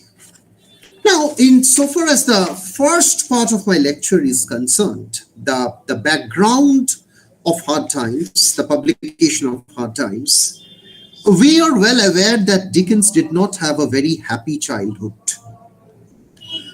We know that he was almost a self-made man, and he was suffering from many bad turns of misfortune from his very childhood. He could not complete education at school. He tried his hands in being a meager worker of pasting labels in a blacking warehouse. He worked as a clerk, a solicitor's clerk. He was a shorthand reporter in law courts. He was even a parliamentary reporter. He was a contributor of stories to different newspapers and magazines. Before, bit by bit, he earned fame as an acclaimed fiction writer. And what a prolific journey it was for Dickens, from Oliver Twist to Our Mutual Friend. Now, coming to Hard Times, Dickens started writing Hard Times in January 1854. And by the time he had already completed writing another very important social novel, Condition of England novels. If I'm allowed to use that word, they were Condition of England novels. So he had already by that time completed Bleak House. And in fact, having completed that bulky work, Bleak House, Dickens badly felt a need for some rest, at least rest from fiction writing. He wanted that rest. But obviously, Dickens could not enjoy that leisure. He could not enjoy that rest. And he was compelled to begin writing Hard Times on request from the printers of his own magazine, Household Words. In fact, Household Words was a weekly periodical which by January 1854 had run 5 years of publication, but in the second half of 1853, this magazine, Household Words, saw an alarming fall on the sales. And therefore, Dickens was requested by the editors of Household Words to contribute something to serialize another story that might draw the attention of the readers and that might allow the escalation of sales of Household Words. So Dickens's commencement of writing this novel was purely situational. He did not have a deliberate volition, to write this novel. So that was the immediate reason, in order to compensate for the loss in the sales of his own magazine, Household Words. However, some critics also talk about other reasons why Dickens started writing Hard Times. Dickens, we know that Hard Times is an industrial novel, as many critics point out, but I would rather suggest that it is an industrial novel with a difference. I'll point out the reasons afterwards. The second reason, I'm coming back to that reason, because of which I diverted to that industrial thing. Dickens visited to Preston, a place called Preston, in late January 1854. And Preston saw at that time a rather prolonged workers' strike. It was a huge agitation on the part of the workers. And Dickens visited the spot simply as a reporter in 1854. And there he witnessed the miserable conditions of the workers there. And critics have tried to connect the novel's preoccupation with the industrial theme, with industrial relations, with the very strike that I was just talking about, the Preston strike. However, Dickens himself did not agree to this critical contention. Dickens, on the contrary, said that the Preston strike and his visit to that spot had no relationship with this novel, and that this novel was conceived long in advance of his visit to Preston. So that was the second reason, his visit to Preston strike, as many critics believe. The third reason I talked about in my introductory section, I said that Dickens in this novel was critiquing the education system, the education policies of his time, the ways in which the teachers were recruited during his time. And this has got relevance with some of the letters Dickens wrote at that time. And if one reads those letters, excerpts from those letters, one would find numerous references to the schooling experiences, the different teachers' training programs like our B.Ed, and the fallacies in those teachers' training programs, which might have shaped some of the thematic thrusts of Hard Times. And if one follows the Norton edition of Hard Times, this text, one would find that there is an entry there called Dickens's Comments on the Composition of Hard Times. where in fact the letters penned by Dickens speak of not merely his reported views on the Preston strike, but also the fallacious teachers' training programs that I was just talking about. Now, about the brief outline of the novel. If I am to say in a nutshell, the main plot and the subplot of the novel. What is there in the main plot? There is Thomas Gradgrind, a very typical product of the utilitarian machinery. And this Thomas Gradgrind reared his children up in the same utilitarian system. He marries his daughter off to an arrogant industrialist, Mr. Bounderby, who claimed himself to be a self-made man. And the son of Mr. Gradgrind also ends up getting exposed as a thief in this novel. The marriage of his daughter Luza with Mr. Bounderby meets a catastrophic plight. So these are the main incidents in the main plot of the novel. Parallelly, in this novel, there is a subplot where we usually get a glimpse of the world of fancy. In fact, the governing binary in this novel is this fact versus fancy dichotomy.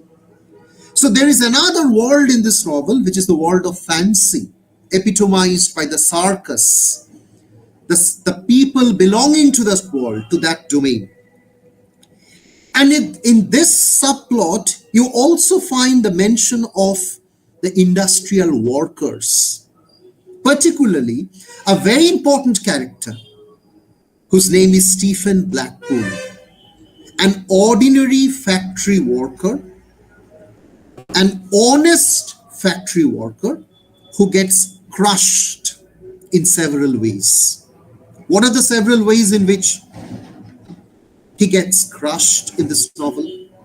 He gets defeated and lambasted in this novel. He gets ostracized by his own fellow workers. He gets cornered, bullied, tortured, and ousted by the owner of his factory, Mr. Bounderby.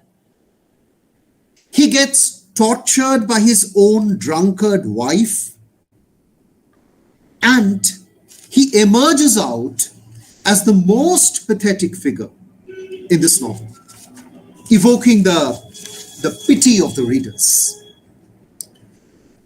The only saving grace in the life of Stephen Blackpool in this novel is the selfless love that he enjoys from the end of his companion Rachel, whom he treated as an angel in his life. We remember that very important quote from this novel, "Thou art an angel." So what needs to be considered now? I talked about the background, just to remind you the subsections that I'm dealing with.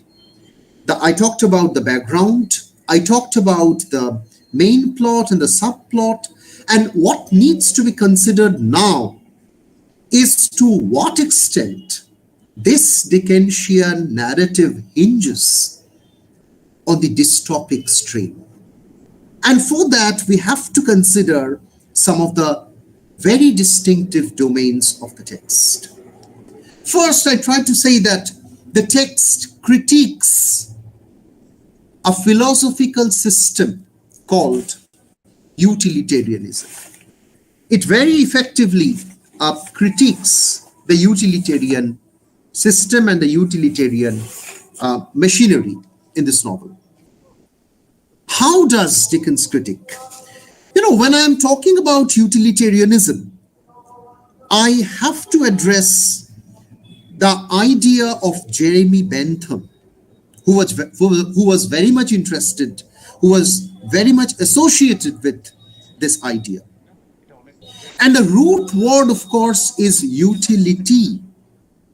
assuring an action that would account for bringing about the greatest happiness of the greatest number of people. That was the focal point there. Greatest happiness for the greatest number of people. That action will count as a proper action, as an accountable action, which would result in the greatest happiness for the greatest number of people. And Bentham elaborated this idea in his 1789 book, Principles of Morals and Legislation, that was re-explored by John Stuart Mill in 1863 in his book titled Utilitarianism. And this philosophical idea had its roots in the Epicurean philosophy. We know that this philosophy is related to the hedonists, who were out to pursue only pleasure and who held that pleasure was the prime motive of human action. That attaining pleasure was to gain knowledge. That was the Epicurean philosophy. Now, what are the utilitarian motives in this particular novel? If you read the novel, you will find that Thomas Gradgrind, from the very beginning of the novel, we find that he's a typical votary, a very typical votary of this utilitarian machinery, promulgating the philosophy of facts. And we very well remember that important line in the novel.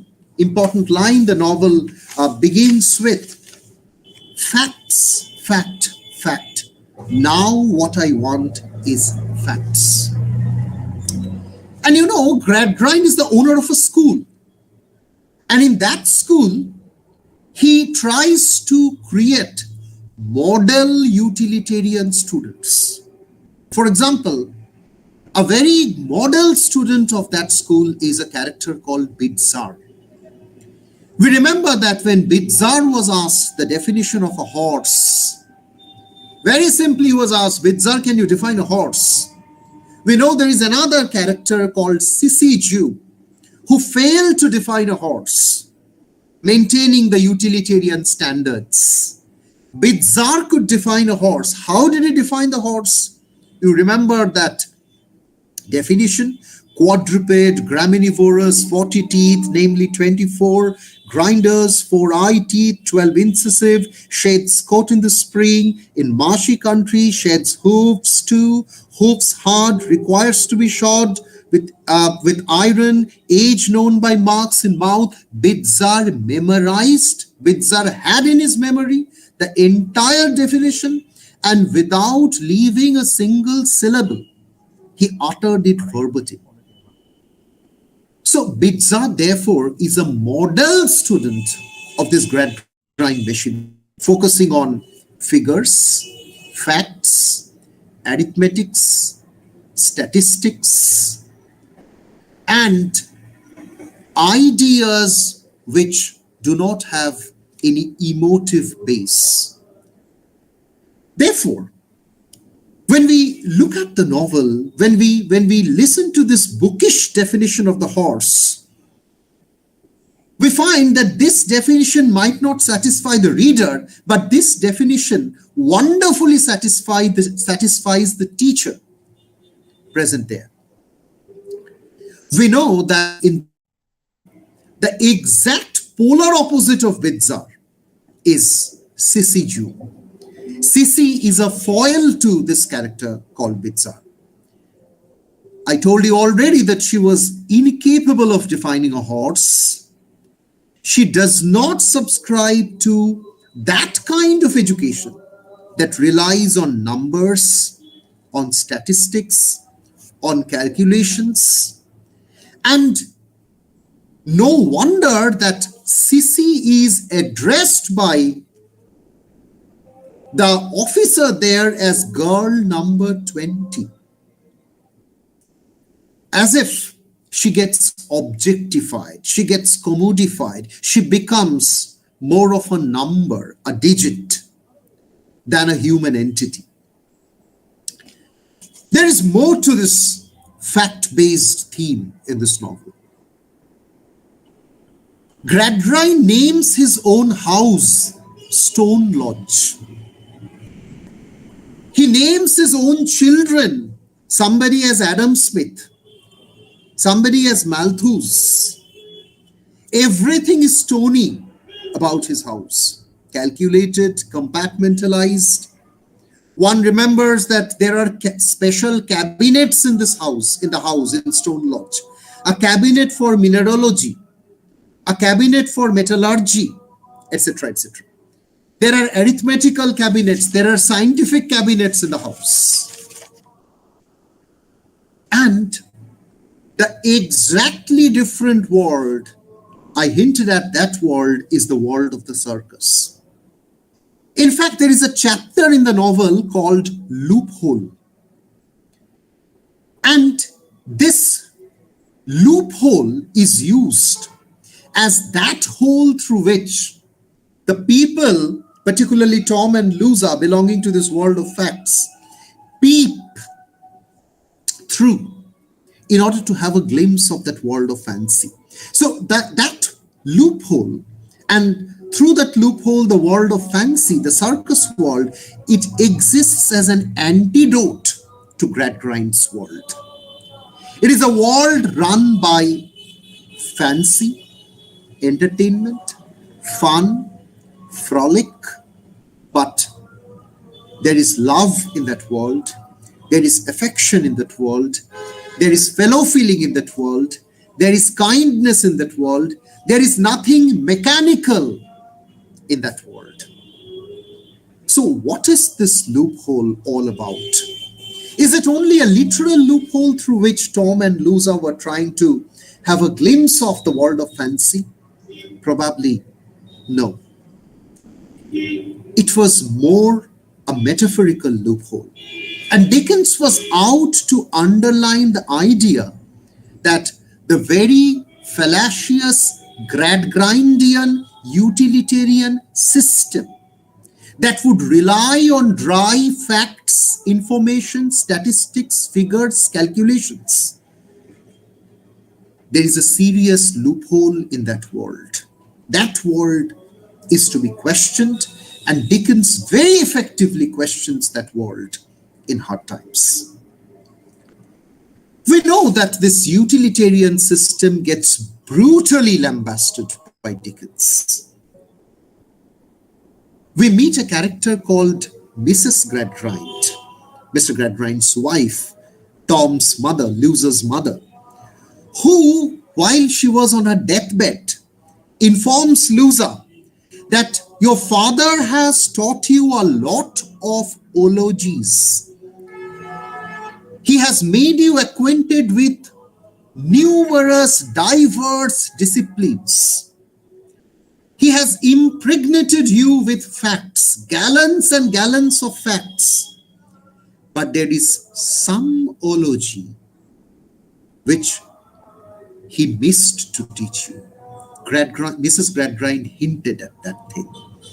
She could not pronounce it, but she was struggling hard on her deathbed to mention that there was something that Mr. Gradgrind could not teach, or rather did not teach the little Gradgrinds. We all know that the little Gradgrinds never heard anything like Twinkle, Twinkle, Little Star. The little Gradgrinds were never taught that there is a face in the moon. They were never taught the Aesop's fables. They were never taught the Rupkothar Golpo, the Ashare Golpo that we keep learning from our childhood. So those items were alien altogether to the Gradgrind world. So Dickens, through Mrs. Gradgrind, was trying to pinpoint this serious lack, I must say, quote unquote lack, this serious gap, this serious loophole in the Gradgrindian utilitarian system. Next, we come to that very famous chapter of the novel called Down. And in that chapter, the dejected, shattered loser. We know that loser was married to Mr. Boundabai, and it was very much a marriage of convenience. Gradgrind could not find a better husband for loser. But we know that the marriage turned disastrous. Not only that, loser was very, brutally tortured, even by the ways of another person called Mr. Harthouse.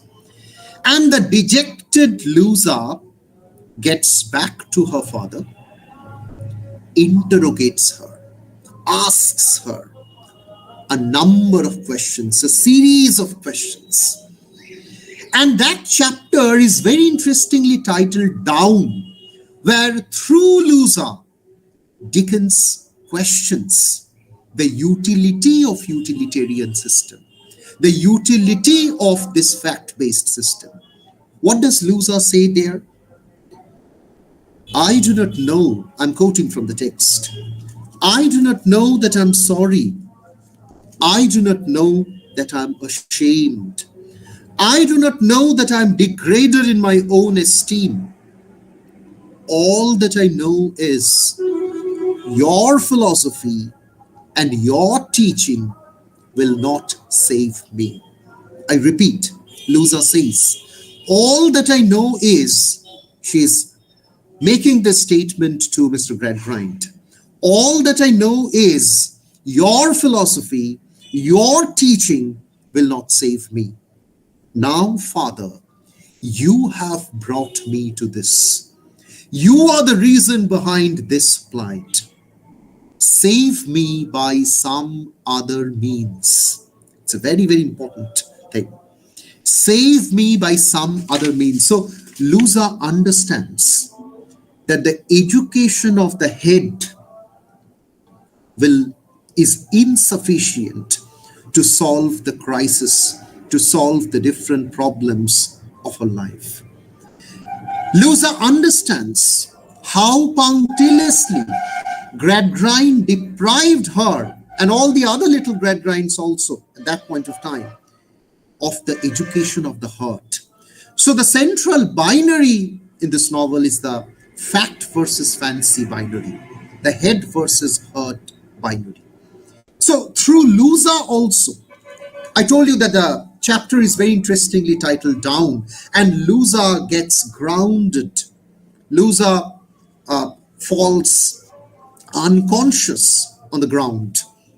But it is not that literal connotation of the word down that is hinted at by Dickens.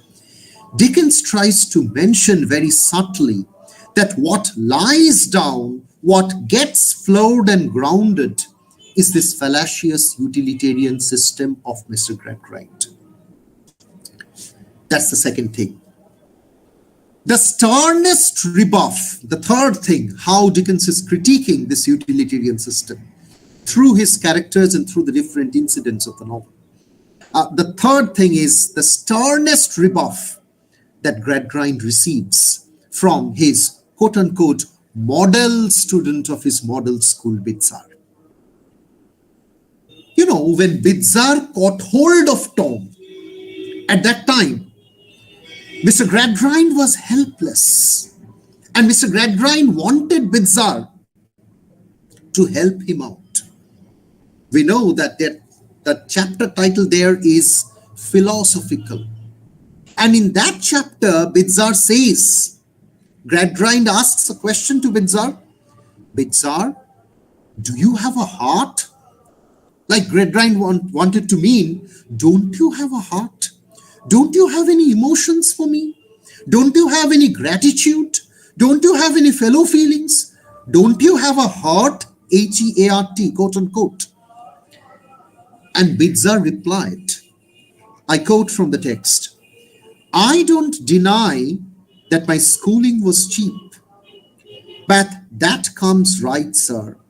I was made in the cheapest market and have to dispose of myself in the dearest one. And about that question regarding Bidzar, do you have a heart? Bidzar replied, the circulation, sir, could not be carried on without one. Bidzar tried to mean that still the process of blood circulation is on in my body, which means that I do have a heart. By heart, what did the model school of Bidzar teach Bidzar? That by heart, what is meant only is the medical organ called heart. Heart for Bidzar is not the seat of emotions. So Bidzar is not supposed to get emotional. Bidzar is supposed to endorse and espouse the philosophical idea that something is to be bought in the cheapest market and that thing is to be sold in the dearest market. Only economics, only mercenary interests, only cheap utilitarian motives, no emotion, no sentiment, no affability, no gratitude, no concerns coming out of respect. And this comment of Bidzar, it completely shatters ideas of compassion, sympathy, mercy, kindness. This tenderness, the milk of human kindness that Mr. Gradgrind was badly expecting from Bidzar. So, his own utilitarian system gets boomeranged. Bidzar acted as he was, quote unquote, taught. And this teaching aspect, I talked about utilitarianism, and in the introductory part of my lecture, I was also referring to certain fallacious training programs which Dickens was acquainted with. So now I come to another thematic idea in the novel, which is how Dickens is critiquing the then education system.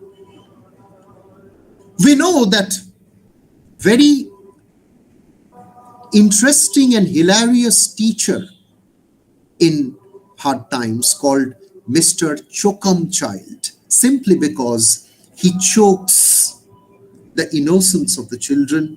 He metaphorically murders their innocence. I would talk about a minute of 1846, which Dickens was acquainted with. And there, Dickens learnt about teachers' training programs, which were meant to improve upon the quote-unquote standards of education of the teachers and to produce, again, quote-unquote qualified instructors to encourage apprentice teachers. And I would borrow from the text, and I would just like to give you a hint of the kind of qualification. When Mr. Chokumchild was interviewed to become a model teacher in Mr. Gradgrind's model school, what were the subjects on which he was interviewed? I just quote from the second chapter of the first book of the text. About Mr. Chokumchild, Dickens says, he had been put through an immense variety of paces and had answered volumes of head-breaking questions. Orthography, etymology, syntax, prosody, biography, astronomy, geography, general cosmography, sciences of compound proportion, algebra, land surveying and leveling, vocal music, drawing from models. All these things were, quote unquote, at the ends of his 10 chilled fingers. So Chokumchild's fingers were chilled. Despite having a profound knowledge of all these subjects, what he lacked as an instructor, what he lacked as a teacher was warmth. And that was the precise qualification of Mr. Chokumchild to become a reputed trainer in Mr. Gradgrind's school.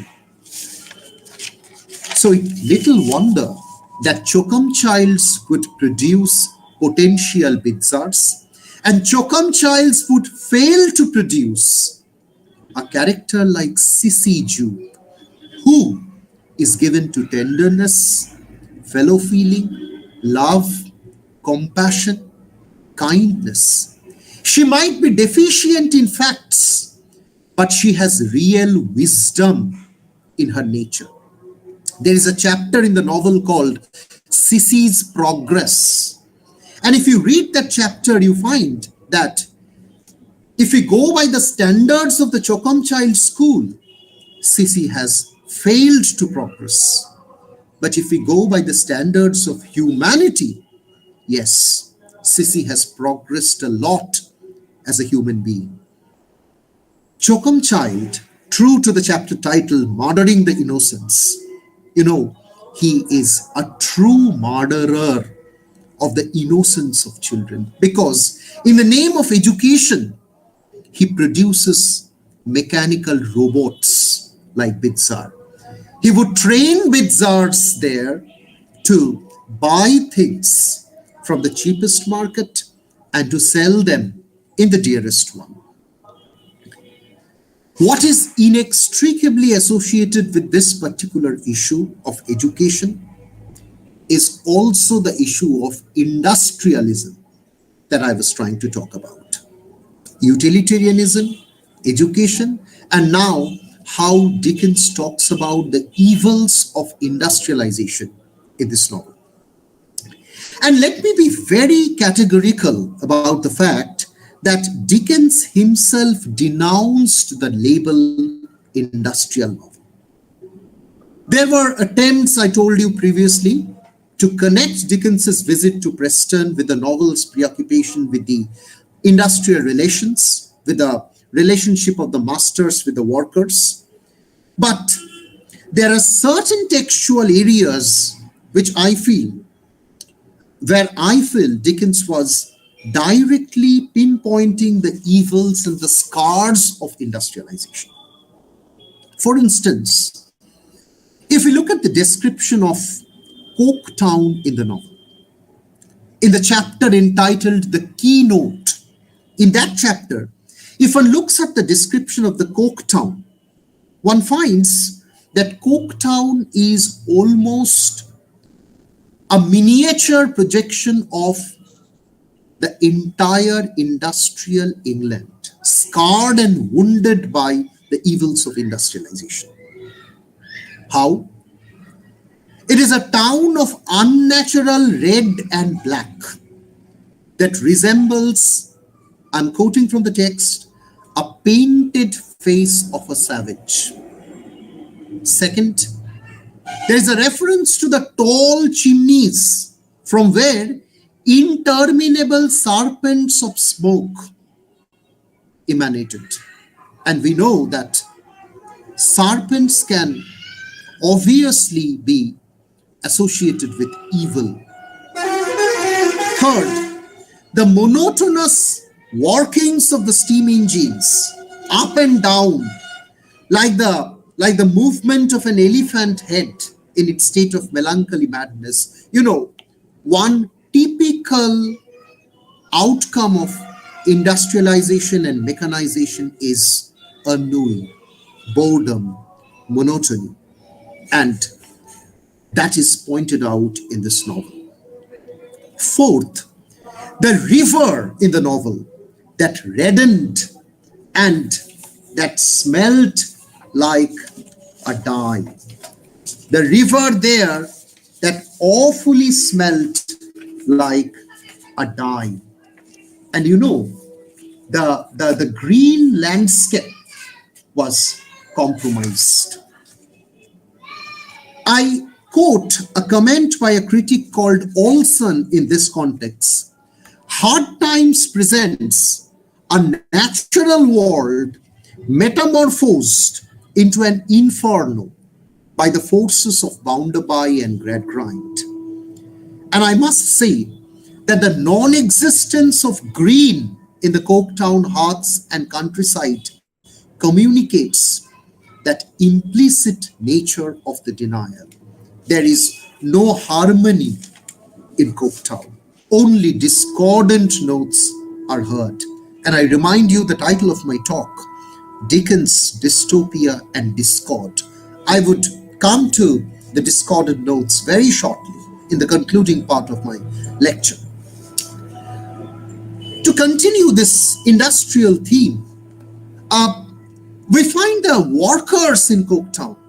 They are described as quote unquote hands, indicating that utilitarian drive only.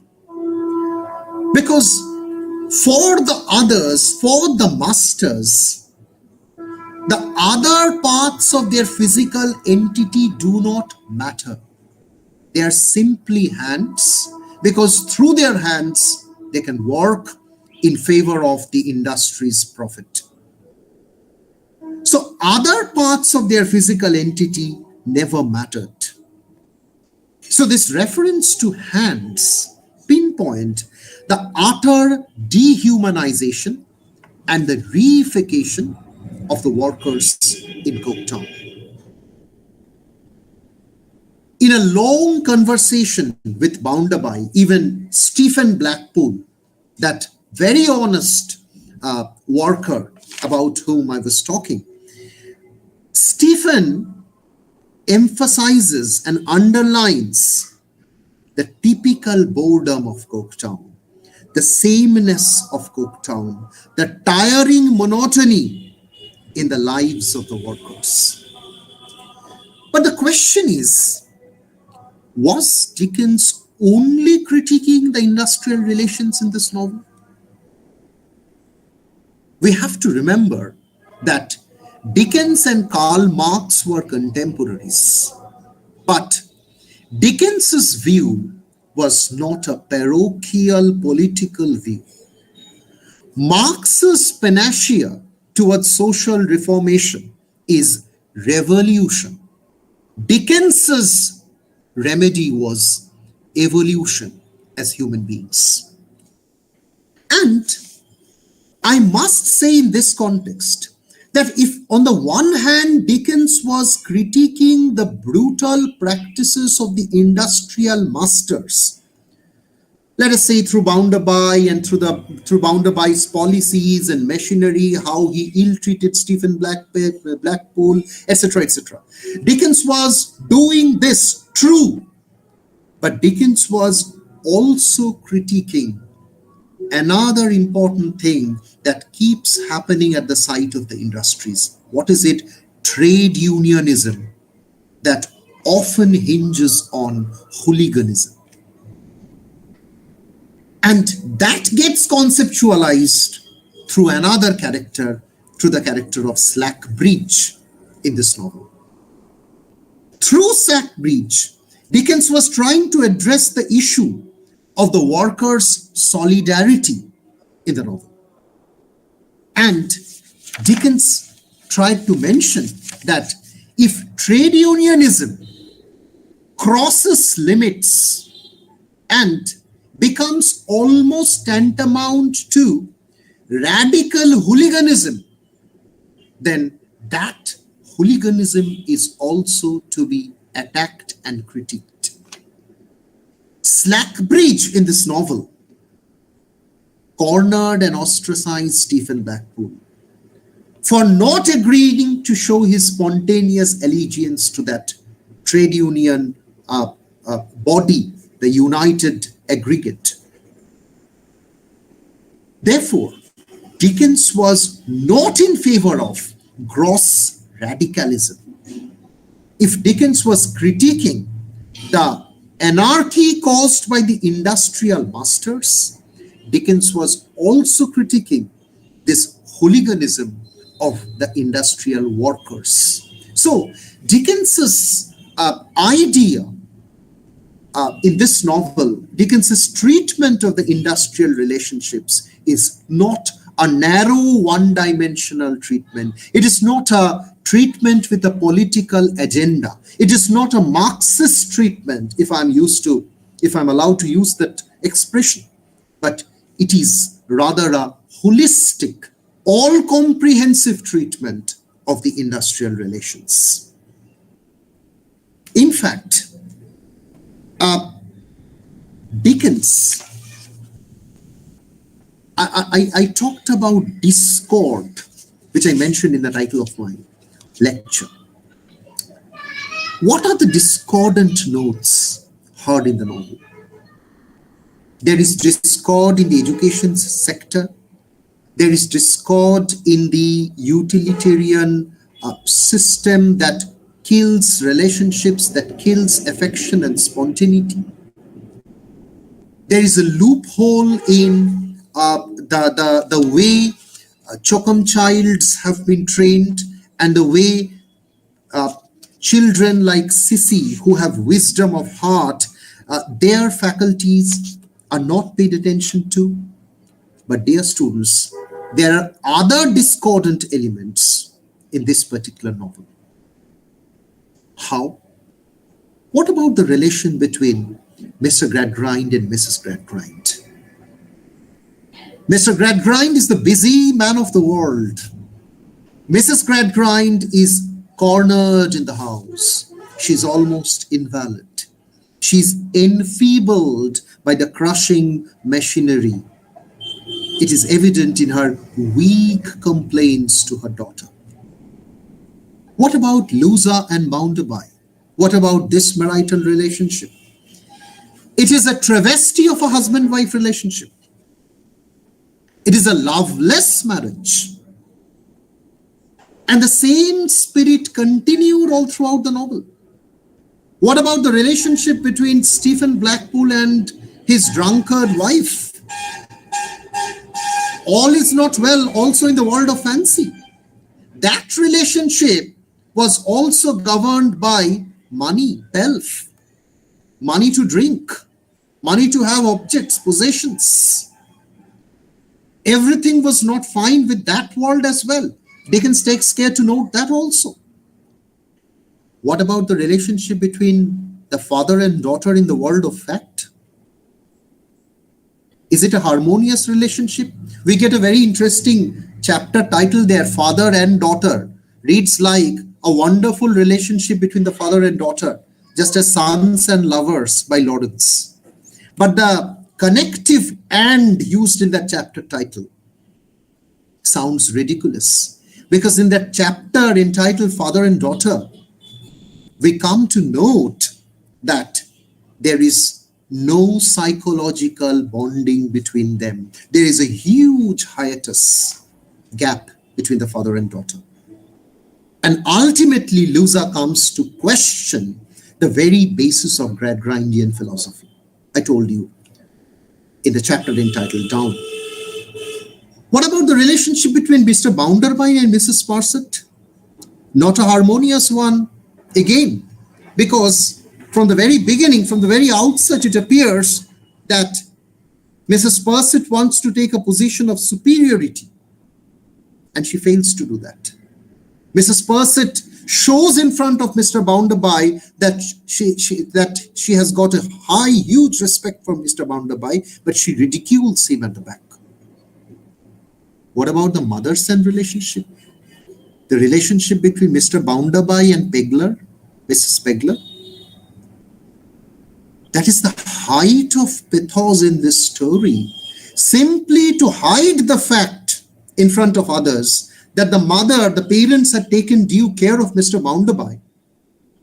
Mr. Bounderby did not allow the mother to step into his house in order to showcase and exhibit it to the world that he is a typical self-made man, Josiah Bounderby of Cooktown. We know that Mr. Bounderby could go on inventing stories about his relationships, about his grandmother, about his mother, simply to become, quote-unquote, respectable in Cooktown. Josiah Bounderby of Cooktown. So what do we find there? That relationships are mechanical nonetheless. So the mechanized world, the industrial mindset percolates into the domestic space. What about the brother-sister relationship? What are the discordant notes in that relationship? Tom and Lusa? We know that Tom, we can argue that he loved his sister, but what about the idea that he uses his sister as an agent, simply as a stooge to rise up the social ladder? The relationship between Stephen and drunkard wife, I've already talked about. The only relationship that Dickens tries to celebrate in this novel is, I should say, Stephen and Rachel's relationship on the one hand, because it is an unconditional, selfless love, companionship that they share, and the way in which Dickens shows that in sundry little ways, the characters from the world of fancy, how they can help, they can work in favor of those characters who once upon a time made fun of them. You remember how Sissy was ridiculed for carrying the bottle of 9 oils. We find that even that world of fancy, how they are governed by the idea of love. Love extended not only to the fellow human beings around, but love also to the animal world.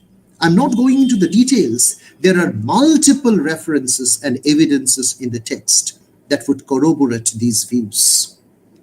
Therefore, the circus world, it's a foil to the loser-Gradgrind relationship. It's a humble world, but it's a world where relationships are genuine. The entire circus group led by Sleary, the novel shows how they came to help Tom in his dire crisis. Sissy emerges, apart from Stephen and Rachel, as the Christ figure in the novel. The novel truly is a dystopian fantasy. Joseph H. Gardner, in one of his articles titled Dystopian Metacomedy, Hard Times, Morals and Religion, the Victorian Comic Spirit, New Perspectives, that's a book, mentions about it. We know the Greek topos means bad place. Coketown is indeed a bad place. It remains bad because the characters inhabiting Coketown have soaked and steeped themselves in a narrow, mechanical worldview. We know the other chapter titles chosen by Dickens in this novel: Rust and Dust, previously chosen before he pinpointed the title Hard Times for Our Times. Rust and Dust, Stubborn Things, 2 and 2 are 4, Our Hard-Headed Friend, Thomas Gradgrind's Facts. All these chapter titles pinpoint the discordant elements and the dystopian focus of the novel. The circus world, I conclude, is a world of lack. True, Sissy's father is goosed a number of times. Sleary has an impediment in speech. 9 oils sounds too primitive as a method to heal wounds. But is it really a world of lack? You means good, topos means place. I would say that it is utopic. There is an utopia within dystopia in the entire narrative matrix of Hard Times. Why am I mentioning utopia? It's a world lacking money, pelf, opportunities, true. But it is a world guided and governed by love, fraternity, fellow feeling, animal love, and it's a world where, despite hard times, people are happy and people share unconditional happiness with each other. That's all about my lecture. Thank you very much for patiently listening to me. Over to you, Parthuda. Thank you, On, for your engaging and thought-provoking lecture. And any question and observation, from the participants?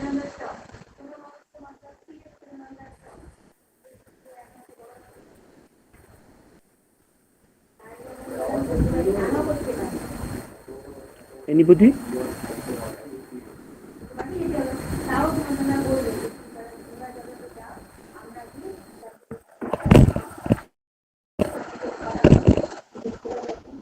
Thank you very much. Thank you, everyone. I think there is nothing to ask because you clarified all the points from beginning to end. Thank you very much, Parthuda, for having me here.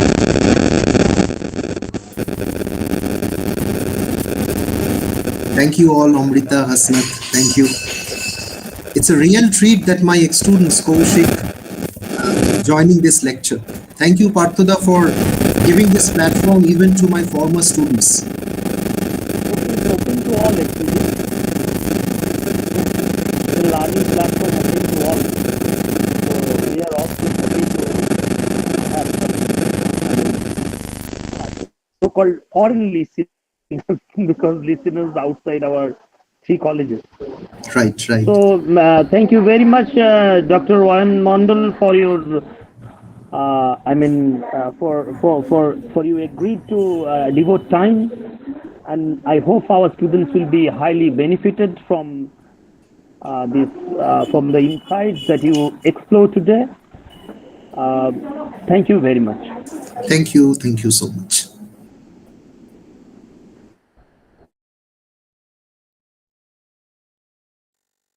So we should call it a day, and the next day we have 2 speakers, one Base Prakash and another from University of Rome, Marino. I think tomorrow's session, tomorrow we have 2 speakers. One Base Prakash from Central University, Rajasthan, and another from Italy, University of Rome. So I request everybody to be present in time.